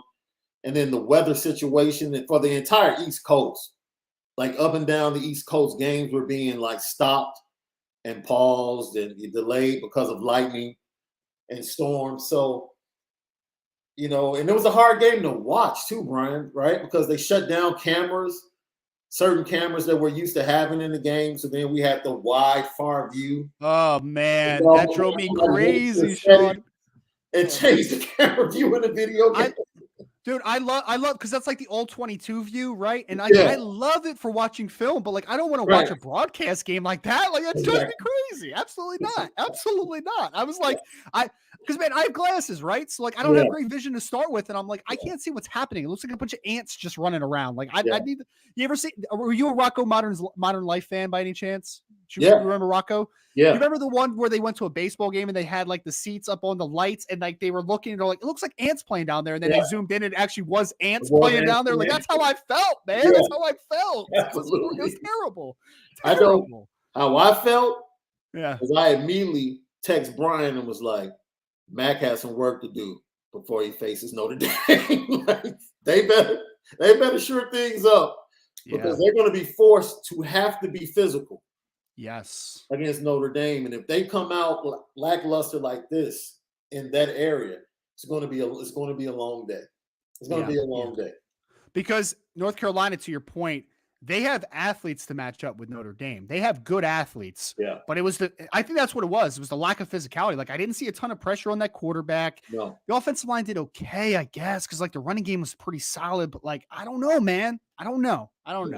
But either way, we're going to transition to our mailbag. So that's going to do it for this section of the Irish Breakdown podcast. Do not go anywhere though, folks, because you should like, share, subscribe, hit that notification bell. If you're not signed up for the Irish Breakdown message board, you should go to boards.irishbreakdown.com. We already have 13 questions starred for the mailbag section of this podcast. If you are listening, please throw your questions in now. We'll continue to star these guys. But with that being said, Shaun Davis, we are going to get in to the mailbag portion of this podcast. So first question that we're going to work through here is from USMA 87. Ryan, which 2023 and 2024 commits impressed you the most in week one? We'll call it week two just because there were some teams that played last week as well. So we'll call this week two just for argument's sake. Which ones impressed me most? I mean, again, I would be hard pressed to find one much better than the Bowens, man. Like they played a phenomenal football game. Both of them, both Peyton and Eli had phenomenal games for the Denton-Guire squad that was able to just dismantle their opponent 47-14. So I'd probably go the Bowens. Shaun, I would love to hear it though. Is there anybody else that like stuck out to you that you would say was the most impressive 2023 or 2024 commit that you saw?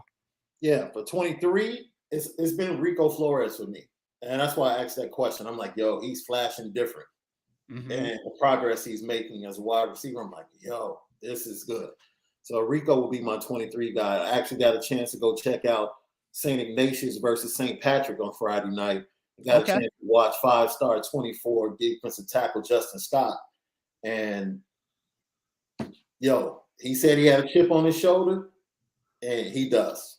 He absolutely does. Like he had 3 pancakes as the right tackle, and he basically he's playing right tackle too. Right tackle and D tackle. So he's super excited about right tackle too. It's like, dude, relax. We need you at D tackle. So I had fun talking to him about it after the game. But yeah, he's dominant. It was a 19-14 loss to St. Patrick, who it's a very good program, and I think they gave St. Ignatius their only regular season loss last year as well. Wow. So it's been a tough mountain for them to get over as a program, but, hard fought game, defensive game, and both teams kind of scored. I think they scored 21 points like in the last 8 minutes of the game. Mm. So it was definitely a defensive battle for almost 2.5 quarters, and Justin Scott was at the middle of it. So he was very impressive. Very impressive. How do you look in person, Shaun? Because I still find it so hard to believe that kid's 300 pounds, man, with the frame. He just does not have bad weight on his frame right now. Yeah, I saw him. It was crazy. They ran like a screen. So he comes in and he beats the guard just easily. Mm-hmm. And then he recognizes like on his second step that it's a screen. Right? And then he swim moves the center out of the way and tracks the ball carrier down. And I'm like, yeah, he's different. He's just different. It's like St. Patrick, they tried to run because they're a run-oriented offense. So they tried running at him, and then like halfway through the first quarter, they just totally went to quick screens and like 50-50 balls. It was like, you know what? We're just going to throw the ball deep. Hope we Get it out quick. Throw it to deep, and then they popped. It was a 7-6 game, and they were at midfield with a minute left. And they popped a quick screen for a 50-yard touchdown. And that changed the momentum of the game. And they played from ahead the rest of the game. And, the offense for St. Ignatius just wasn't clicking at all. They couldn't get anything going. So it was one of those things where, once St. Patrick got ahead at their home field with their fans, struggling offense, even though St. Ignatius and Justin Scott were doing their thing defensively, they really couldn't recover and put enough points up to win the game. So in person, he's even better in person than the film. And like I said, this is his first off season of really dedicating himself physically to weightlifting. So he looks different. Like if you saw him now compared to the sophomore film, you're like, okay, this is a totally different guy. Well, man, his frame is insane, man. Like he's 6'5" plus with long arms, and he's just, again, if he was 300, then he's the best 300 pounds ever last year, man. Because there's literally no bad weight on him. Like he's just a big kid, man. So kid to keep an eye on, obviously, as we work through this recruiting hour. And again, if there's any team specific or college football specific, or you want to ask Shaun what his favorite food is, I mean, you throw any questions into the chat, we'll answer it here as we kind of move forward. But it changes day to day. We want to have this conversation. What's it today then? What's it today? Yesterday it was shrimp Alfredo, shrimp fettuccine. Okay. With jumbo shrimp. Absolutely fantastic. Okay. That was my first time having it with shrimp. Is that like a seafood sauce? Like what kind of sauce is it? It was Alfredo sauce. Oh, it's Alfredo. Okay, it was Alfredo sauce, but I had never had it with shrimp. I always get chicken, right? Yeah. I'm a chicken Alfredo guy too, so I can get there, man. I can get there. Shrimp. I like shrimp. I'm a little hit or miss with shrimp sometimes, though. I don't know. Okay. I feel like it's easy to overcook shrimp. Like sometimes it's just a little like chewy and like. But I mean, if you do shrimp well, I can get down with it, man. And then Thursday, for some reason, my wife introduced me to Brussels sprouts with bacon. Oh yeah. With like a little, it was almost like an Asian soy sauce. I don't think it was soy sauce, but it was kind of like a mixture. Feel like an Asian sauce with a little bacon. I fell in love with that Thursday. And then Friday, I fell in love with this new, I don't know if you had it, hot honey rub chicken wings from Wingstop. Ooh. Yeah. I can get with some hot honey, man. That's the go-to sauce. So it's a new flavor. It's a new flavor. So we'll see. Today I'll see what my favorite dish of the day is. I dig it. Oh man, I dig that. I dig that so much. I mean, we could have a whole food podcast, and I'm down for it, man. So we do have a super chat here from Matt 2011 GT. Am I wrong for thinking Notre Dame needs to survive defensively early on? I feel like they will need time to settle in, but will be strong in the second half. I actually think the reverse. You think it's reverse? Okay. I do. Why don't you explain it? Go ahead. I think the defense is what is going to keep Notre Dame in contact. Like, I don't know how you feel about this, Ryan, because I've shared this in conversations with Brian. If we were starting the season off going up against Garrett Wilson and Chris Olave and Jackson Smith and Jigba, I would be terrified. But the guys that are starting, other than Jackson Smith and Jigba, they don't have a large sample size.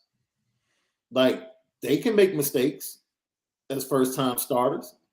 They can run the wrong route as first-time starters. They can have some miscommunication with C.J. Stroud as first-time starters. So I don't expect this passing game that they have to be what they reached halfway through the season last year when everybody got back healthy and C.J. Stroud had finally become the passer that he became. I think early on, they're going to have some misfires. So I think the defense is going to be able to have a handle on them. I really don't think they're going to be able to push the defensive front around. And I think they're going to contain Travion Henderson.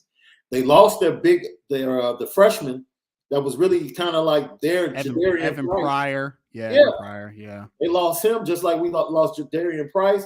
Mayan Williams is good player. He's a good player, but he doesn't scare you like, oh man, he's going to go 80 at any point in time.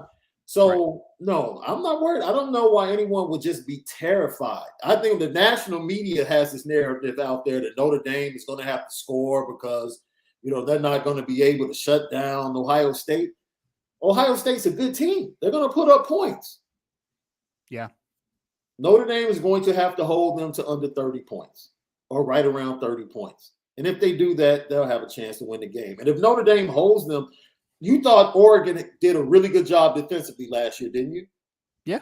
Yeah. CJ Stroud threw for 460. Sure did. You know what I'm saying? So it's like they had over 600 yards total offense. Crazy. And came away with the loss. Why? Because they had a quarterback that threw for 230, didn't turn the ball over, only completed 55% of his passes, but he did make the big mistake. And then I think Verdell had the big touchdown run, the 770-yarder. Dude, he had like 4 or 5 touchdowns that game. It was crazy. It was the big crazy one. And then they ran for 200 yards on the ground and controlled the clock and controlled the tempo. Ohio State only ran 85 plays. Right. And I think if Notre Dame can keep them to 80 to 85 plays and they don't get up until that 90, 95, that bodes well. Score touchdowns instead of field goals. I don't think, look, I think if you are not happy with going into this game with Tariq Bracy, Cam Hart, and Brandon Joseph on the back end, then I don't know what else to tell you. Yeah. Because no one else in the Big Ten has that. It's very true. It's very true. I would say this, Matt, I don't think you're wrong, right? Because it's subjective. We don't know what's going to happen. Like, we're just projecting what we think is going to happen in the game. So there's no right or wrong answer to your question, right? I'm not. Let me choose this phrase better. I'm more worried about the running game getting going for Ohio State. And I think that is, and we heard that from Marcus Freeman in his press conference, right? Like, stop the run and establish the run. Those are the things that he talked about most. I think if you limit the effectiveness that they have on the run game with Travion Henderson and Mayan Williams, I think that I will take my chances with the passing game because just make them one-dimensional. But I don't want it to be one-dimensional where like they can just run the ball every play. Like, I want to make them one-dimensional, as in you have to pass the football to win. Can they still win if they are forced to pass the football? Sure. They're really good, man. They have great talent. There's no doubt. But I think that you have to limit them being a balanced attack. If you do that, I think Notre Dame has a shot. It's a pretty good shot. So we'll see, though. We're going to know very soon. For Williams and Henderson combined for like 123 against Oregon. Like, if you give up 123, you feel comfortable with that? Yeah, I think so. Yeah, I'd say so. Yeah. I'd say so. This can't be a one where like you give up 200 yards rushing plus and Travion's just busted a couple big runs. Like, nah, you can't let that happen, man. If you limit the effectiveness of the run game, I think you're in an okay spot if you're Notre Dame. But again, Matt, to your question, you're not ridiculous. You're not wrong for thinking that way. We'll know very soon how ridiculous or not ridiculous it is. Next question, we're going to Matt McCarthy. And thank you for the super chat, by the way, Matt. Matt McCarthy. I watched Jeremiah Mcclellan, who is a wide receiver for Christian Brothers, where Jeremiah Love plays, highlights it. Oh, man, can he play? Apparently, he really likes Notre Dame. Do you think there's any chance they take 5 receivers with Cam Williams, Ryan Wingo, Mylan Graham, Jeremiah McClellan, and Emmett Mosley? So the numbers conversation, I think the number's 4 for next year. I don't know if they can get to 5. I think the number's 4. Right now, they already have Cam Williams in the class, which you mentioned there. I would say for me, the question, as someone knocks on my door, the next question would be, who are the other 3? Out of this group, I think that you would love to have Ryan Wingo, right? And right now, things look pretty good with Ryan. It is going to be a fight till the end. Yeah. There is no doubt. But they got him on campus twice this spring and summer. So and 3 times overall already, even though he's just entering his junior year. And they have made progress in that fight for Ryan Wingo. So I think Ryan's the main guy on this board. After that, I mean, honestly, man, if they get Ryan Wingo and Cam Williams in this class, pick your last 2 for me. I mean, do I think I'll say this about Jeremiah Mcclellan. I love Jeremiah Mcclellan. I think he's a really good football player. I do think that there's maybe a little bit too much of similarities between him and Cam Williams, though, if I'm being honest. So I don't know if they would prioritize him just because their skill sets are pretty similar. I don't know if you feel that way too, Shaun, but like they're kind of similar-ish players, both like 6'1", 6'2", long, more more Z types in a traditional sense, X in how Notre Dame kind of categorizes their receivers. So it's a little different. I think personally, if we're talking about an ideal forward, I would love to hear if you have a different person in your ideal forward. I would say Cam Williams, Ryan Wingo, have a decent shot at Ryan Wingo. Emmett Mosley is a double, a double legacy. So you have to have a good shot at him. He's more the slot field type of receiver. And then the fourth guy, I mean, I would love Mylon Graham. I think right now, though, Ohio State is definitely the leader for Mylon Graham if they want him, right? Mm-hmm. So that's the question mark with me. But whether the fourth guy is Jeremiah Mcclellan or it is Tyseer Denmark, who I don't know if they have a great shot with, or whoever, it's a really potentially dynamic class. So I don't know if there's anybody on this list for you, Shaun, that like really pops out and you're like, that's the dude that they need to prioritize. I think just like we saw them hop on Greathouse, you have to wait, especially with the 24 class, because someone might pop on tape, and then the next thing you know, Notre Dame's talking to them the early period in January, and then they become a big-time lean for Notre Dame going into the spring months. And that's just the way recruiting is. But just this list right here, I would, Cam Williams, Wingo, of course, I love Graham. Absolutely love Graham. But like you said, Ohio State appears to be the leader right now. I love Mosley as well, though. Yes. So those are the guys I would rank, and then Mcclellan would come up behind those guys. Mm-hmm. Right now, I would venture to say that I think Notre Dame would feel pretty comfortable with 3 of the 5 guys right now, just from a recruiting standpoint of where they sit. Now, they feel comfortable. They know there's work to do. They already have Cam. Right. I think they feel comfortable with Wingo. I know they feel comfortable with Emmett Mosley. And, once again, California kid, but really a Chicago kid. Right. Like he's a California kid, but he's a Midwest kid. So it's a little bit different. This isn't someone you're trying to get to leave California. His entire family is basically from Chicago. His father's from Chicago. So when he comes to South Bend, when he came to visit, they came up to Chicago for like 2 to 3 days right after he left his visit. So, he's a Midwest kid at heart. So I think Notre Dame feels pretty good with him as well. Yep. And I'm going to put up a couple comments about the wide receiver section. Brandon Plesner, who's a great follower of Irish Breakdown, he said, unless Notre Dame can flip Jason Robinson, you want to talk about from USC, I take him. He's a California kid. That's why I wanted to pop him up real quick. Yeah. I just don't know how likely it is, Brandon. I mean, I think Jason really likes Notre Dame, but he's called USC just kind of his dream school, and he's a Cali kid, born and bred. So we'll see there. And then before that, actually, Brandon also popped in Breto Richardson as another name on top of Emmett Mosley. Breto, who is a big physical outside receiver, would be another guy that Notre Dame fans should keep a close eye on because he's a very, very talented football player indeed. So, yes, let's keep our eyes on Breto Richardson. There's definitely some level of interest there. He made a trip to Notre Dame earlier this summer. Where will it go? That's the question mark. But I think that Breto Richardson is definitely a player that Notre Dame likes right now. All right, and then we have Ty C asked, besides Love, do you think we will get any commitments, any class in September, any more commits? So this is what I think, right? I'm going to stick with 2023 here. I think Jeremiah Love is going to make a decision in September.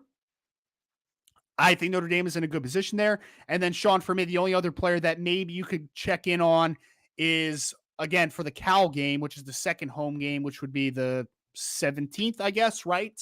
That is when potentially Tayshaun Lyons will be coming to campus. And I think if it goes really well, that one could end relatively quickly after that. So Yeah. I would say Love and Lions are the guys to keep an eye out in September. And early on, especially if Notre Dame is looking to flip a quarterback, I think that September timeframe will be like, man, let's try and get these guys on campus, because you want to be able to get them on campus early. That gives you more of the season to be able to work on them and potentially flip them. You talked about the reclassification thing with CJ Carr. That's down the line, if it ever happens or if it's a possibility. Other than that, I will say there are some 24 guys that I believe could be in season commits that are right there. You know, Justin Scott is Notre Dame, Ohio State, and Michigan. Yeah. He's a Midwest kid.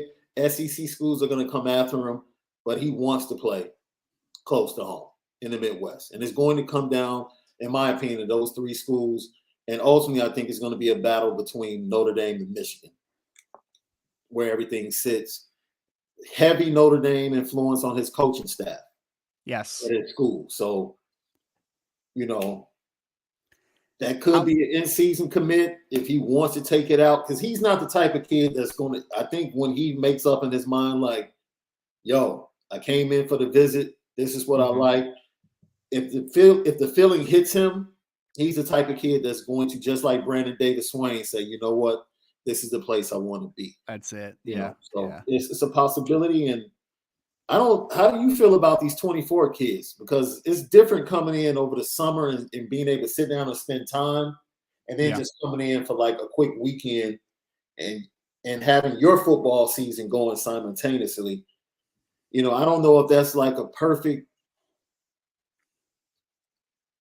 storm for a commitment, but it's possible it could happen. I know everybody and their mother is coming to the Clemson game. I haven't talked to a recruit that's remotely close. I'm talking the kids in St. Louis, the Chris Smith, the running back in Wisconsin, all of the local kids here in Chicago area, they're all going to the Clemson game in November. Yes. That's going to be the biggest recruiting weekend maybe in the last 5 years at Notre Dame. Yeah. Now I was looking because we had a question about the Clemson game, and here it is. So I'm going to pull it up for Archer, actually. And to answer your question, Shaun, I think that so we're in a dead period now, which is going to be lifted soon in September.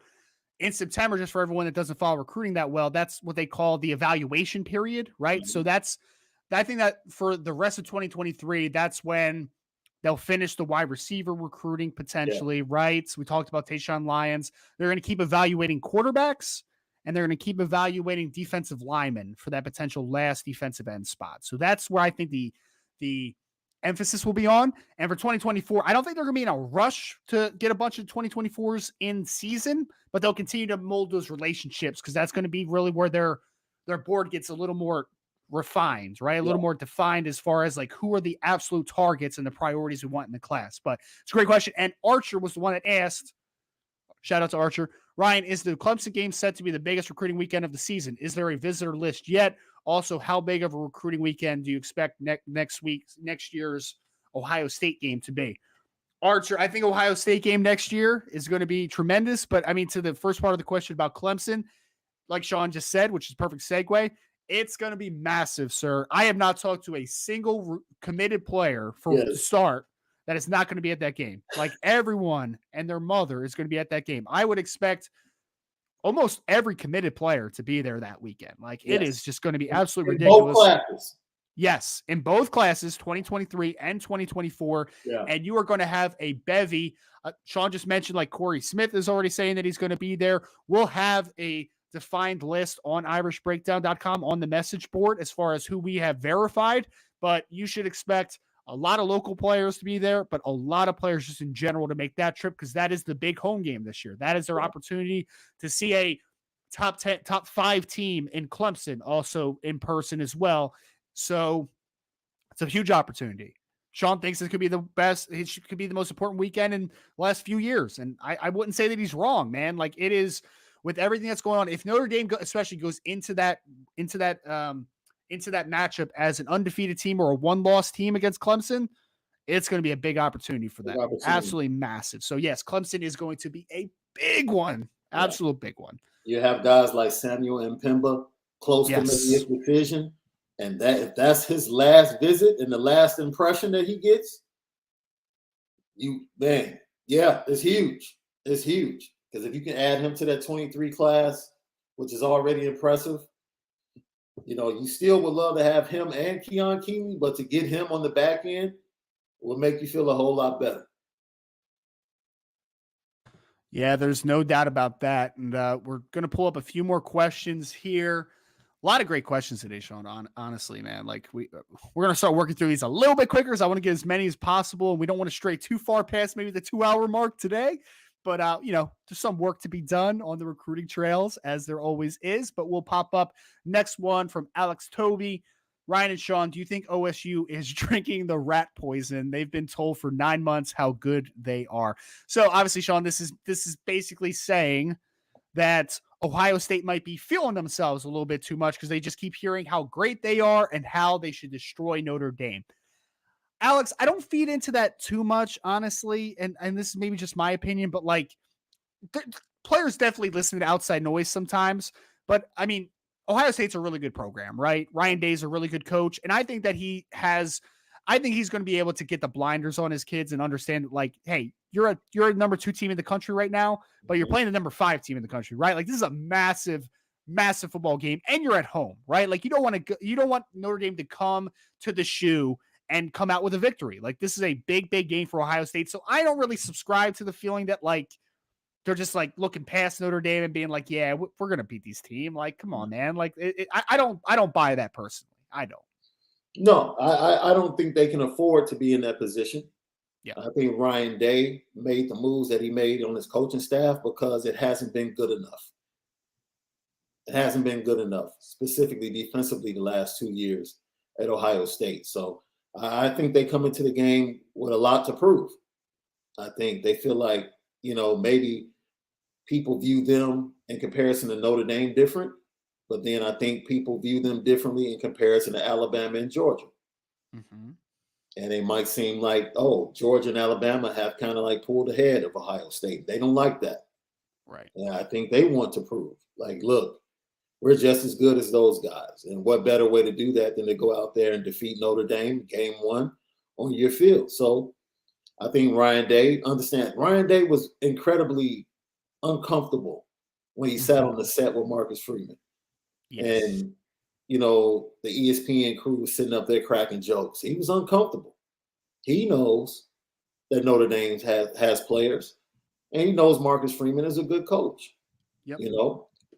He's a good coach. We don't know whether or not he's a good head coach yet. Right. But we know he's a good coach and a darn good recruiter. So we are yet to see the evolution of him as a head coach. But I think Ryan Day is smart enough to kind of keep things intact and realistic and focused with his team. I think I've said this. I think we're going to get a classic game. I really do. I really do. So, man. I think both teams are going to come in and give you a really good effort on Saturday night.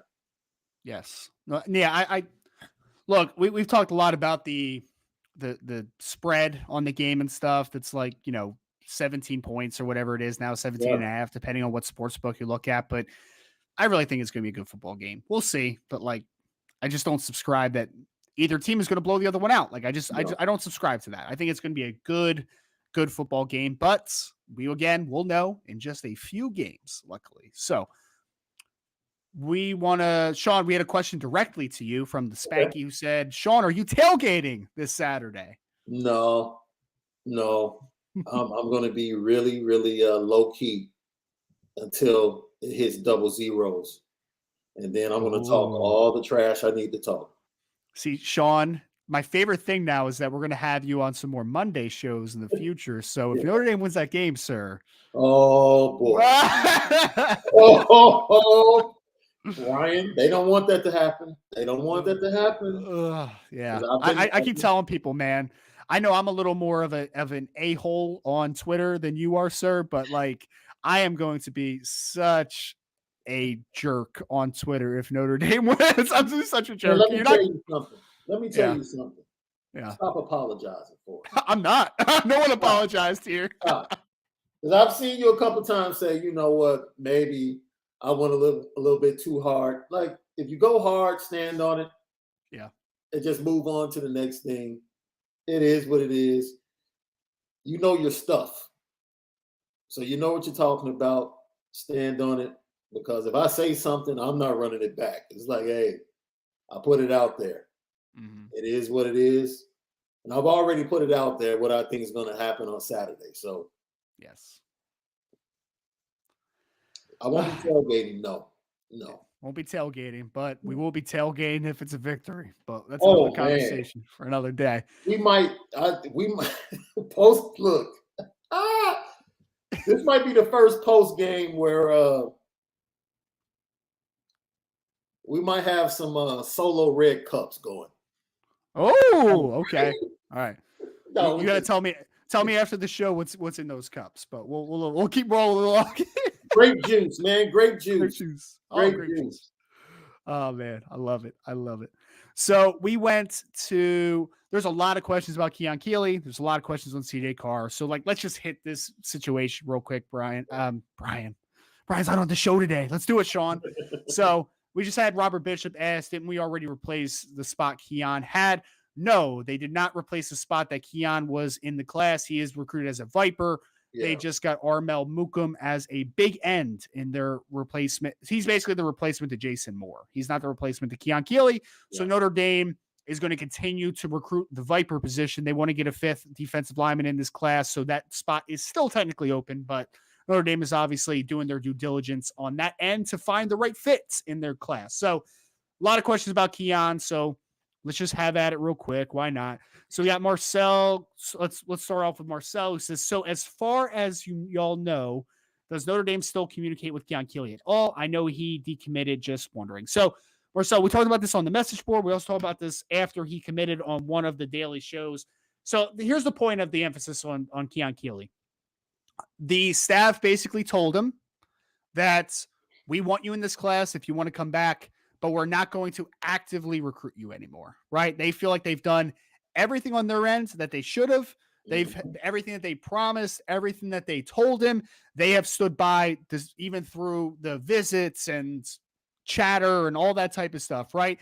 So Kian Keeley still has a spot in the class if he chooses, but Notre Dame is not going to chase him, right? Like that's the point of it. Kian can do whatever he wants. There will be a spot for him if he chooses to be in the Notre Dame class ultimately down the line, but Notre Dame is moving on because they don't want to be in a position where they miss out on other talented players because they are stuck waiting on Kian Keeley if he wants to come back. So that's basically the gist of the conversation. So just getting that conversation out of the way. I think Ohio State having him in is one of the worst decisions they will ever make. I'll leave it at that. Yeah, I mean, there was another question that I think I'm going to get to it at some point, but like, it is a big opportunity for Notre Dame to impress Kian in person, right? Absolutely. Like, I'll be very upfront about this. I don't expect Kian Keeley to be in the class. I don't ultimately, but it is a good opportunity for Notre Dame to try to reverse that momentum if it's possible. Like, this is a big opportunity, but I personally don't think that it's in the cards. But we'll see. We're gonna go to. There's more Kian Keeley questions. So here, this one's somewhat related. Milton Fan 15 said, could Vernon possibly play Viper? No, I don't think so. He's a strong side defensive end. I mean, he's already up to 6'5", 270 plus, 280 pounds. He, in my opinion, Milton Fan is going to be a strong side defensive end or maybe a 3-tech down the line. Like that's what he's going to be. He's going to be an outside the in interior guy type in this even or odd man front. So not the flexible speed rusher that you really want, space player that you want as a Viper. He's a power-based end. So he is definitely not, in my opinion, a pure Viper. He's not a Viper in the system. So, all right, moving down. We're going to get to the CJ Carr questions in a second. I want to make sure that there's no more Kian Keeley questions. All right, we'll keep it at the defensive end spot, though, Shaun, and then we have a fun one in a couple minutes. 99 problems, but BK ain't one. Thank God he isn't anymore. Does Notre Dame have a good or realistic shot at flipping either Tre'Davian Bradley or Caleb Herring from Tennessee, both the defensive end commits? Shaun, I'll say this about it. Right now, no, I don't think so. Yeah, they're pretty firm.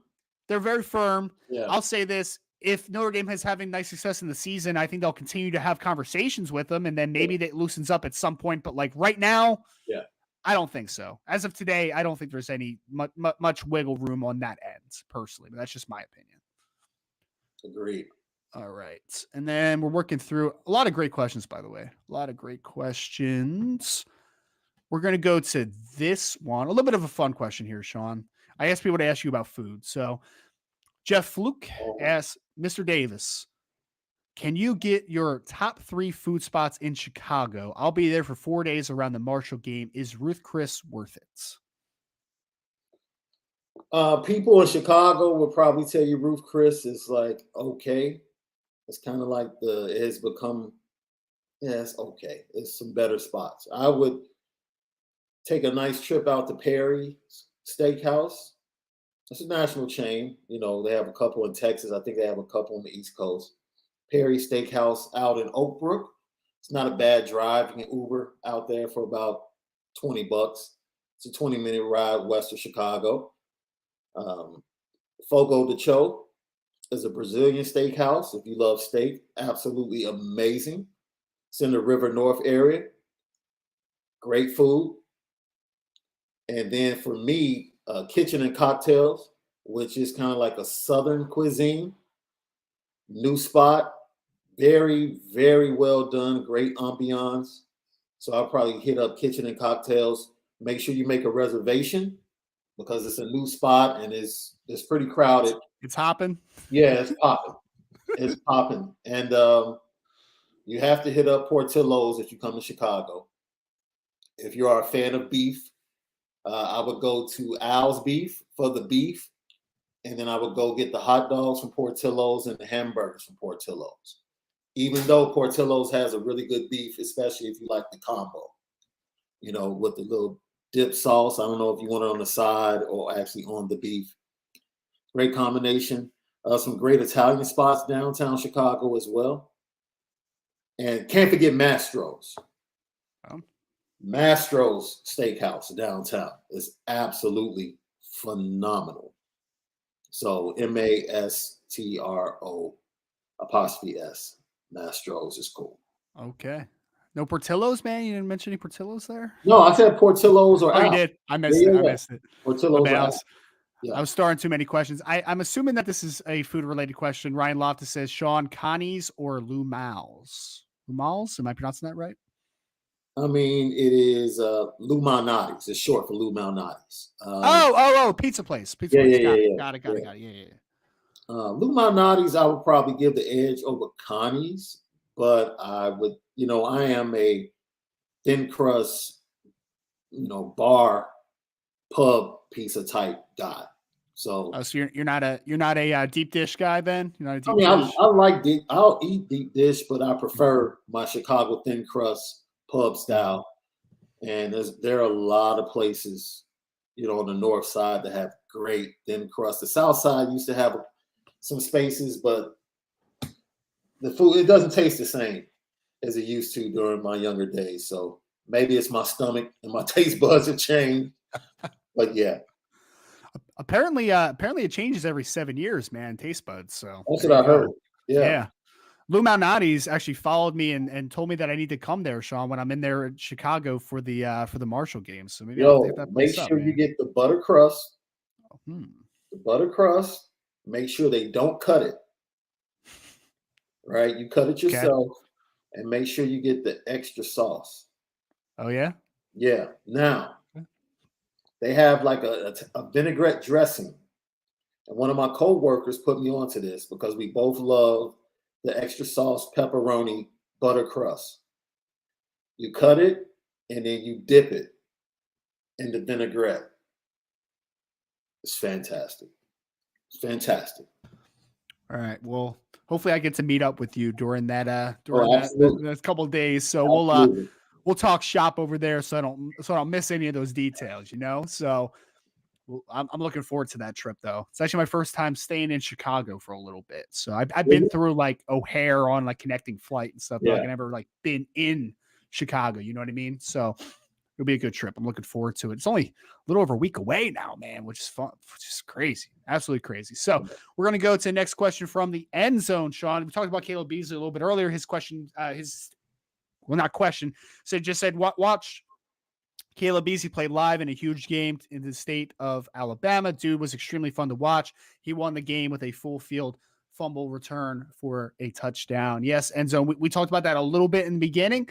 So he was phenomenal. Made Sports Center was a great ending to the game. 99-yard touchdown and a big victory for Lipscomb Academy. So big time player. Keep an eye out on Caleb Beasley. So Shaun, I mentioned this earlier. There's a lot of questions about CJ Carr. So like we'll talk about the leap reclassification stuff real quick. Let's do it. Afternoon question. If Carr reclassifies, is that their 2024 quarterback Notre Dame has their eye on to take the spot? So let's start with the reclassification stuff, and then we'll talk about like targets and stuff, right? So there is two sides to this coin. Notre Dame has been open to wanting CJ Carr to potentially reclassify to 2023. I don't think on the CJ Carr side, from everything we've heard, that they are really, I don't want to say open to it because they're definitely having the conversation, but I don't think they really want CJ to reclassify to 2023. So there's like a little bit of a unsure thing. Yeah. I'll say this. If he stays in 2024, I expect Notre Dame to still have a 2023 quarterback, whether that is getting in with a guy like Kenny Minich, whether that is revisiting the Avery Johnson conversation, whether that is during the evaluation period, finding a different quarterback that they like in the 2023 class. Because my big thing, Shaun, for me, is that this 2023 class is just too good not to tap into. You know, like if CJ Carr does not reclassify, they need to get a quarterback in the class, in my opinion. I think they need to. Absolutely. I think, and I had this discussion with Malik and his connection through Elite 11, specifically to Kenny Minich. And, you know, there was talk when Notre Dame offered.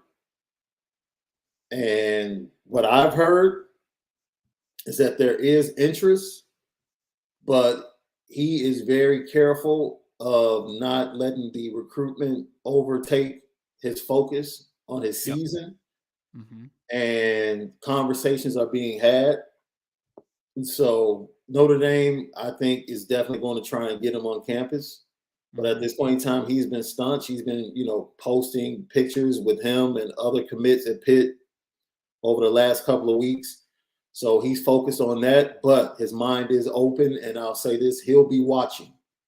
Yeah.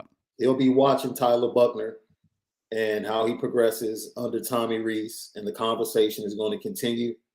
I think something to watch is Avery Johnson, because of the relationship to Dylan Edwards.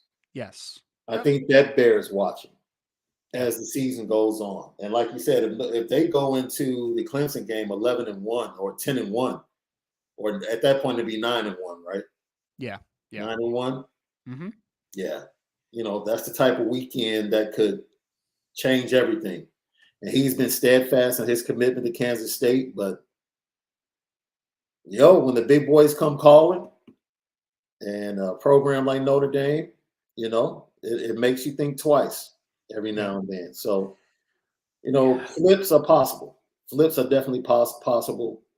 I'm not a fan of the reclassification because I know how difficult and rigorous it would be, because Notre Dame is just totally different.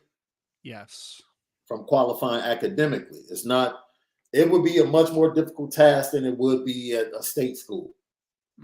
Per se. So I'm cool with Carr being the leader of the 24 class and continuing to recruit that 24 class to make sure that it gets to the place that it needs to be, and just put the onus on the staff to go ahead and get a good player in the 23 class to come in that you know can sit for a year and kind of be depth.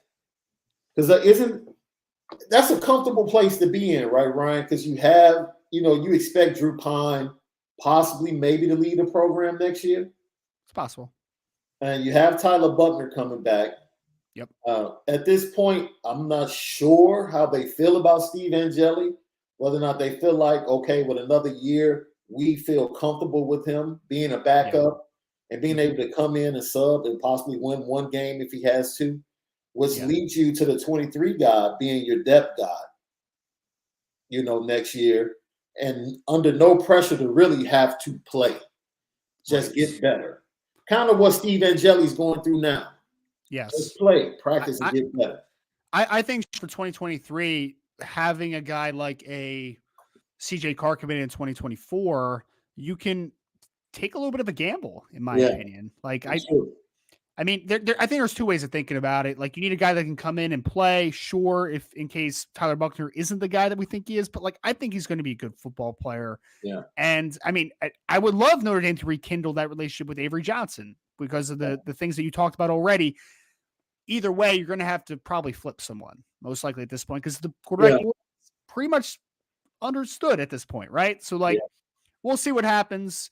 Either way, I think that Notre Dame is going to use September really to kind of continue to build those relationships as the contacts continue to improve, and hopefully getting somebody on campus or a couple players on campus this fall. Yeah. In this situation by MB, if Carr does reclassify, so if he is definitely a 2023 kid, I don't think we have the 2024 potential quarterback on the board as far as a player that is offered right now. Right. The four guys were Rayola, Julian Saban, Jaden Davis, and CJ pretty much. And they had an offer to Adrian Posse, who is committed to Auburn as well. Right. Someone asked about Julian Sain. I don't think Julian Sain is going to be in the class if that does happen. Like, he's going to go to Georgia or Texas, in my opinion, which good for him. I think that Notre Dame will not be in a rush for their 2024 kid if CJ Carr does reclassify. They'll let that figure itself out. So I don't think they're in any rush to figure that out right now, but shall see. We had a super chat from BOD. Appreciate you, BOD. Thank you so much. As we're getting closer to the end of this show, we're going to rapid fire a few of these. We had David Jones ask, how huge would it be for DB recruiting if Notre Dame's secondary has an outstanding performance against these Ohio State receivers? Massive. I mean, Shaun, I don't think we can quantify this, right? Like, if they show that they are developing defensive backs better at Notre Dame, or at least, fractionally better, then that's a huge step. Because, I mean, I think there are some question marks about it, but like, if they show up and play well against Ohio State's wide receivers, and I think that that's a huge indicator that the developers are in the room that they need. Yeah. And I think, without getting too deep into it, I think Mike Mickens made mention of it. Like, you have Cam Hart, you have the questions in Clarence Lewis, and I think the depth that they have behind Clarence Lewis has ignited a fire under him. And you can see the work he put in on his body and his movement in the offseason, and it's going to pay dividends, hopefully. But then having that security blanket on the back end and Brandon Joseph with the versatility is going to be huge. He's going to impact not only the safeties, but he's going to impact the ability of the defensive backs to go ahead and make plays on the ball, get passes, PBUs, and other stats that we haven't seen from a secondary at Notre Dame probably since the Julian Love 2018-19 squad. I think that was the last time you really felt confident in the defensive backfield. I had a sense of confidence in the defensive backfield at Notre Dame. But then the freshmen we mentioned, as the season goes on, the secondary is going to become stronger. That's what I foresee. The secondary you see against Ohio State, I think is going to be good and definitely better than last year in totality. But by the time you get to October, I think this is going to be a really good secondary that's going to start to show their true depth and what we might be seeing as a burgeoning secondary and a burgeoning program for secondary in Notre Dame moving forward. So, I understand, the hesitation from fans and the concern when it comes to the Notre Dame secondary, and it's warranted. Sure. It's warranted from the second half of the season, what you saw, and then going into that Fiesta Bowl. It's totally warranted. I just want to say from what we've seen and from what people like Brian have heard being close to the program than we are, that the secondary is not as much as a concern to the staff going into that game as it is for fans. And when they feel that good about it, it makes me feel much better. I think that's really well said. Yeah, it's like a reassuring thing, right? Yeah. It's you have the acquisition of talent. I think there's a lot of talent on the roster already, and then if you could develop that talent, then why would you not want to be a part of that, right? Yeah. Like that's how you continue momentum, right? In recruiting. So I agree completely, Shaun. That was really well said. I would go to. We only have a couple questions left. Thank you all so much. Archer says, man, did you see Malik Hartford's highlights from week 1? He destroyed some poor kid. He sure did, Archer. I did see that, yeah. And I would just like to say, my comment on Ben Minich making plays for the Lakota West team was not any shade thrown at Malik Hartford. No. Notre Dame had a lot of interest in Malik Hartford. It's just he liked Ohio State. Like, I mean, that's just the point blank to it. He's a really good football player. Ben Minich is just a player that I commented that, like, I think he's maybe a better player than I'm giving him credit for, and he's making a lot of plays to start the year. But Malik Hartford's a dude. There's no question about that. So very good football player, no doubt. Yeah. Man, did you see that clip, Shaun? I did. Killed that young man. Yeah, I did. I was like, oh wow. Okay. Yeah. Did the flag get thrown on that play? Because man, I'm not sure. Whew, baby, yes. Wasn't That's the type of hit that makes your mom come out the stands. Right, yeah. That's the type of hit that, like, is the first on a highlight tape. Like, that was a vicious blow, man. Hartford could play. There's no doubt about that. We had Robert Bishop say, how would y'all feel about an onside kick to start the OSU game? It's probably the only time you truly have the element of surprise. Robert, I'm on the, like, look, there's a fine line between the deception of, taking advantage of a movement and then being a little bit too over the top. Yeah. I think that's like a grasping for straws, if I'm being completely honest, because I think Notre Dame could play with Ohio State, man. Like, I don't think they need smoke and mirrors. Like, I think they can play with them. They can play with them. Yeah. And that's what I want people to understand. Like, yo, let's pump the brakes. Yeah. Pump the brakes. Like, Ryan, look, there is historical evidence recently that Notre Dame can compete.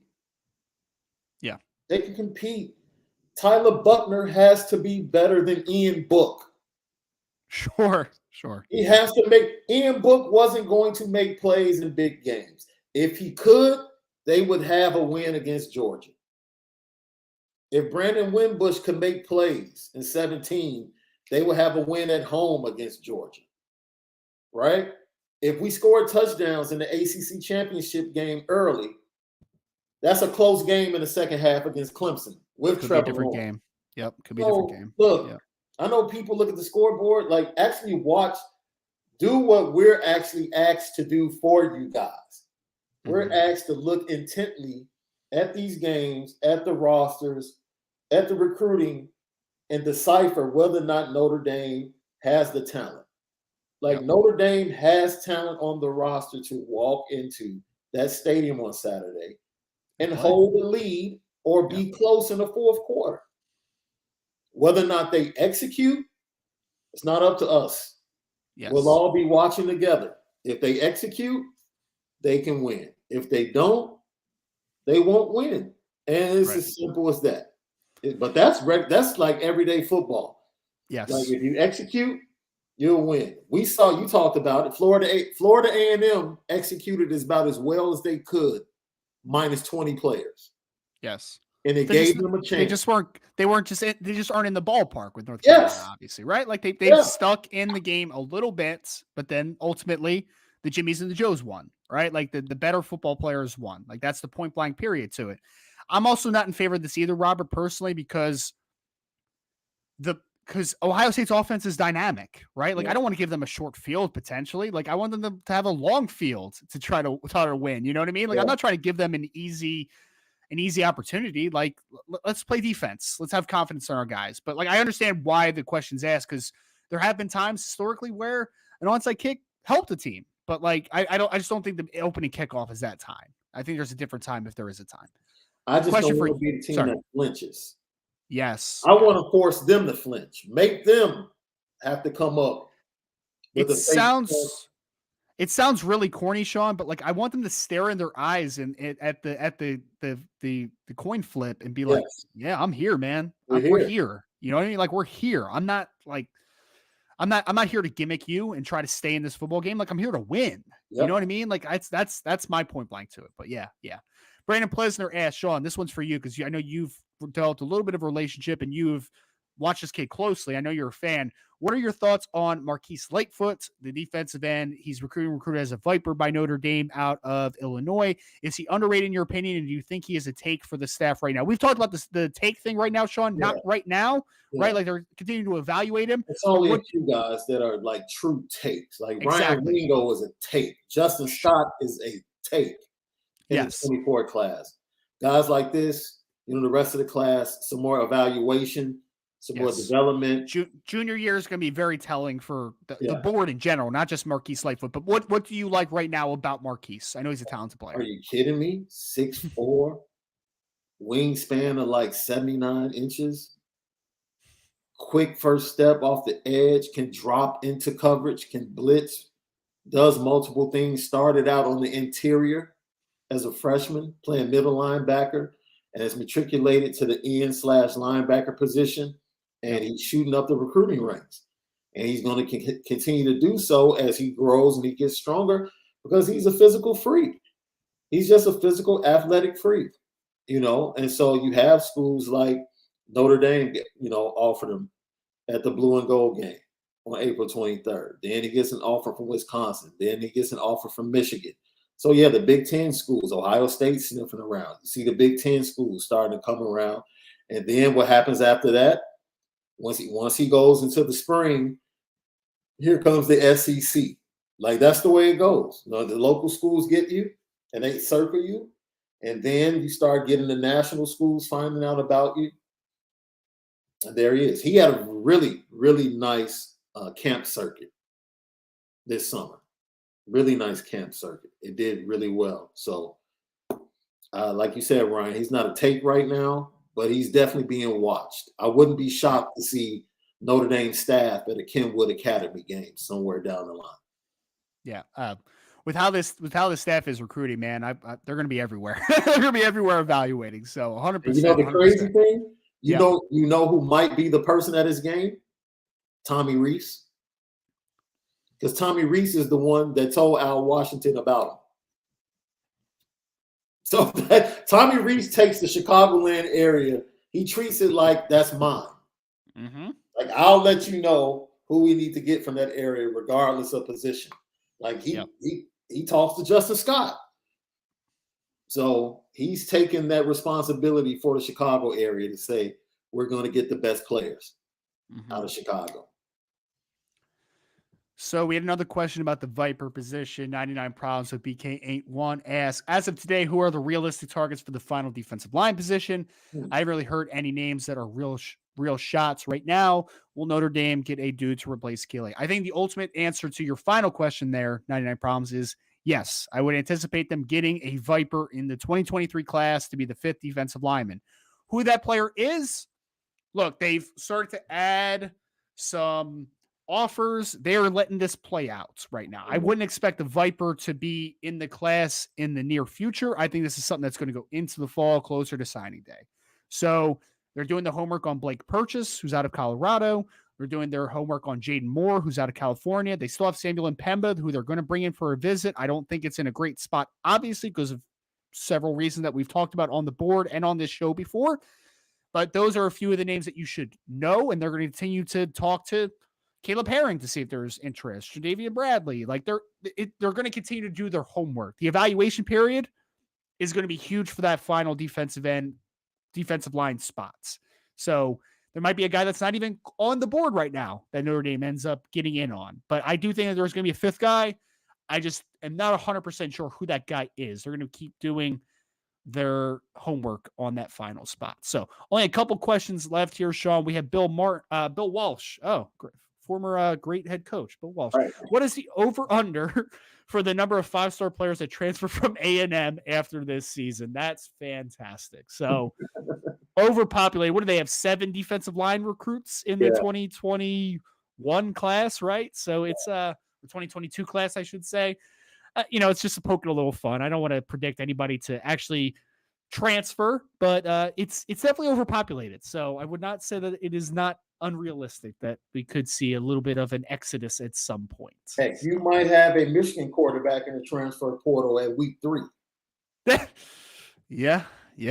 Oh man, should we talk about that real quick? Like that is a how could you not talk? Well, is that not one of the weirdest rollouts of a decision? Look, I think there's 2 sides to it, Shaun. Look, Michigan's schedule is very easy. So, like, it's not like they need a guy in game 1 to be the guy. Like, I get that. And that's what Michigan fans are trying to sell you right now. But for people that don't know, basically, game 1 is going to be Cade McNamara. Game 2 is going to be, what's the other kid's name? JJ McCarthy.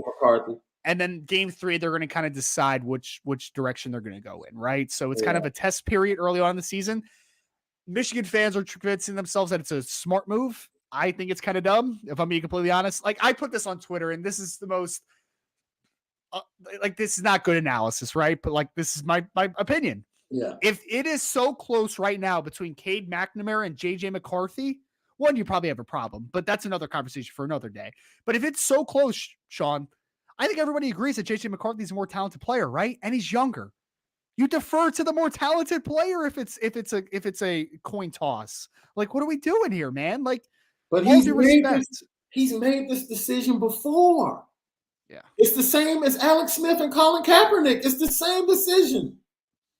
Mm-hmm. It's the same decision. Like, do I trust a kid that is solid? I know we can win with him, or do I take this fantastic kid with upside that could really take our offense to the next level and make us more explosive? They went to a Super Bowl and they came within fingertip of a pass being dropped in the end zone from possibly winning the Super Bowl with Colin Kaepernick. And to me, JJ McCarthy is easily the more dynamic quarterback. Easily. It's not even close. Easily. It's not even close. And he just happens to be from the Chicago area. So I love him a little extra for that. But with all of that being said, if he wants to go out and ruin the locker room in Ann Arbor and cause division, and fine, go ahead, Jim. Go right ahead. I wonder if the change in coordinator plays a part in this as well. Yeah, Josh Gaddis leaving this offseason. Yeah. I think if Gaddis was there, Cade would probably be the guy. Or I think it would be a clear-cut decision either way. I don't think you would have this if Gaddis. Yeah, and again, maybe I'm simplifying this thing too much, but I mean, for me, very simply, again, you have 2 quarterbacks, and I understand Cade McNamara just went to the playoffs, so like I'm not trying to throw too much shade on the kid, but all I'm saying here is that if it's equal, you go with the better player. I mean, you go with the more talented player. Like that's just and the more talented player is also younger. I just don't understand how this is a conversation. Yes. I don't. Yes. Who's not going to want, because I think, if I'm not mistaken, Cade can actually come back for another year. He can, yeah, because he's going to be a redshirt junior, but he's got the COVID year too, right? So like, yeah. JJ's not going to sit another year, right, yeah. I mean, might as well start his clock. It's very point blank to me, right? It's not like I don't know. Yeah. Again, if it's a legit 1-to-1, you can't decide. You go with the more talented kid. Absolutely. Like it's just whatever. We had a question from Kevin Bugaj. Kevin, if I pronounce that wrong, please just let me know in the chat. My apologies. Which college team do you think has the most ridiculous fan? LSU. LSU. Right now it is. Now it is. Yeah. LSU was taking over the top spot. It's not even close. I think this answer could be like whoever Notre Dame's playing that week, though. But it's right now. Close. Right now, it's yeah.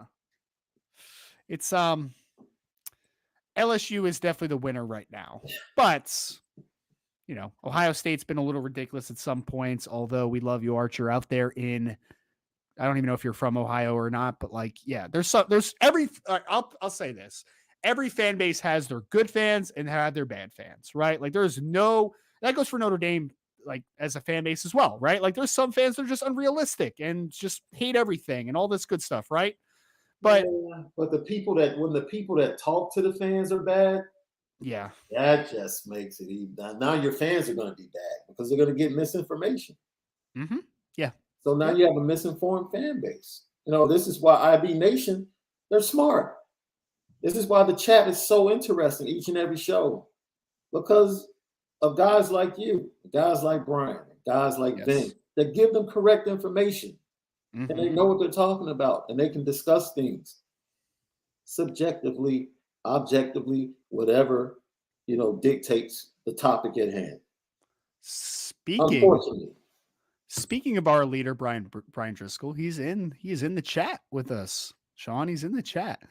So Saban made the decision to bench Jalen Hurts, Dabo bench Kelly Bryant. Even those guys didn't lose games. That's what great coaches do. Agree, Brian. Agree 100%. If you play the best player, the player that gives you the best chance to win, right? Mm-hmm. So I agree completely.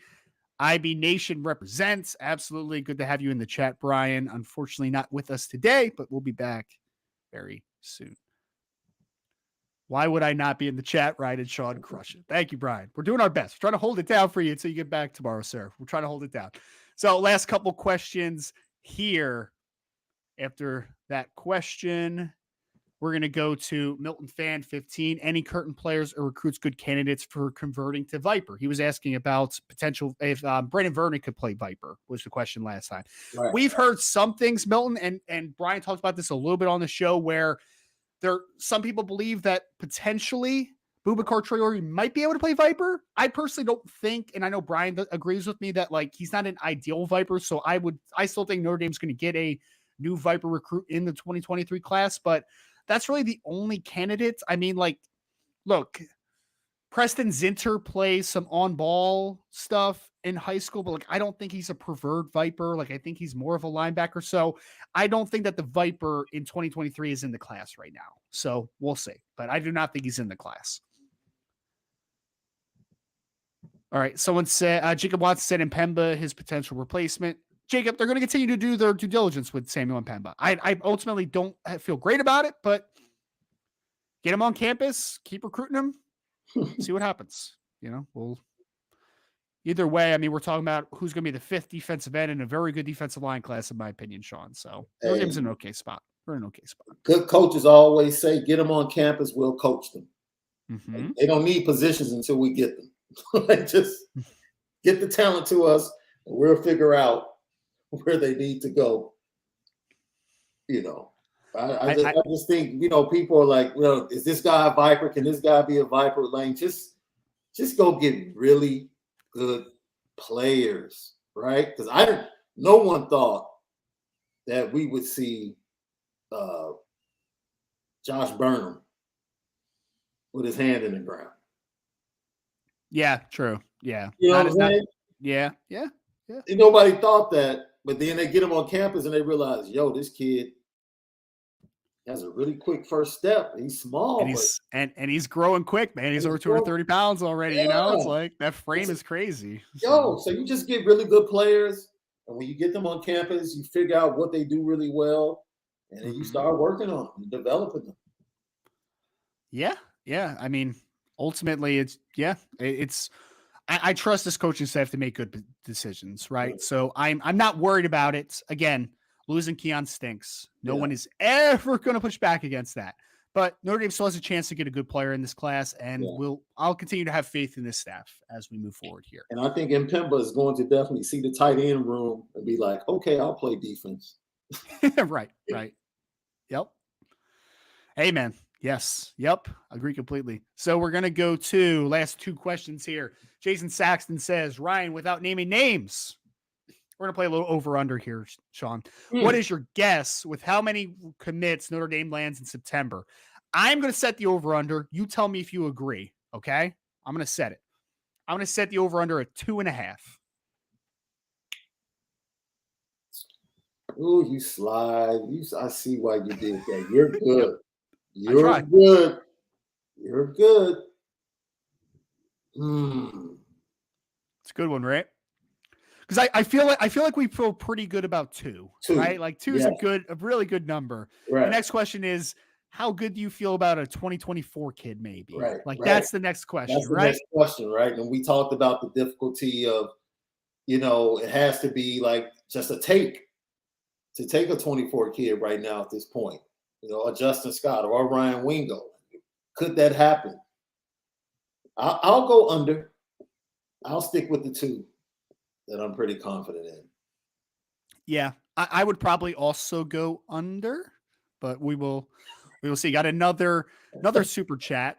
Appreciate you all again for the continued support. We have Greg Lisman Jr., who said, "Hey Shaun, the super chat is towards your bailout money on Saturday." Yep, you might need it, man. You might need it. Hey, I'll take that minimum incarceration and bail out if it gives me a victory on Saturday. Yeah, I was about to ask you, I'll like, what's take the minimum thing that you would do for a Notre Dame victory on Saturday? But we'll keep this show clean. We'll keep it clean. We don't the need to minimum thing get that there. I would do. You actually don't have to answer that. You don't have to I answer would no. I actually said this jokingly. that. Uh-huh. I would sneak on the field, and as they choose the band member to dot the I, Mm-hmm. I would run and tackle them and dot it myself in the Notre Dame Ooh. hat. All right. So stay That's glued the to the crazy TV. thing I would do. Stay Not glued to the TV Saturday night, man. We'll see what happens. We are our fearless leader again, say Greg Lisman. Thanks for that. I'm already starting to collect money for that bail fund. So Brian's got you, Shaun. He's got you, man. He's got you. And of course, got to end with some positivity as always. Did not mean to hit that one. The positivity as always from Rodney Hopkins. IB Nation, it's time. Go Irish. Irish Breakdown. Keep up the great work. Rodney, we appreciate you. We will do our absolute best to continue to provide positive and insightful content. And as you said, it's go time, baby. Go Irish. We're game week here. I'm Ryan Roberts. This is Shaun Davis. Before you head out here today for this recruiting hour, please like, share, subscribe, hit that notification bell, and sign up for the message board, boards.irishbreakdown.com, as we'll have continued great intel and insight leading up to game day.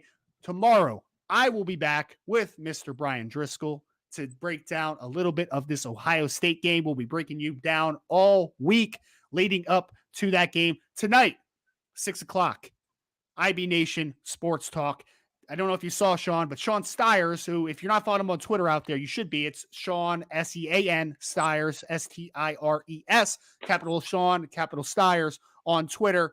They had the availability to Marcus Freeman's press conference today, got the official depth chart for the Ohio State game.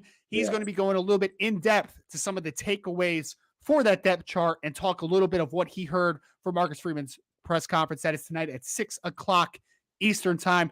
Thank you all so much. We appreciate the support. Let's go Irish. Big game this week. Finally here. Want to thank you, Shaun, as always, for joining me today. This was a lot of fun. I truly enjoyed it. Thank you all for joining the Irish Breakdown podcast.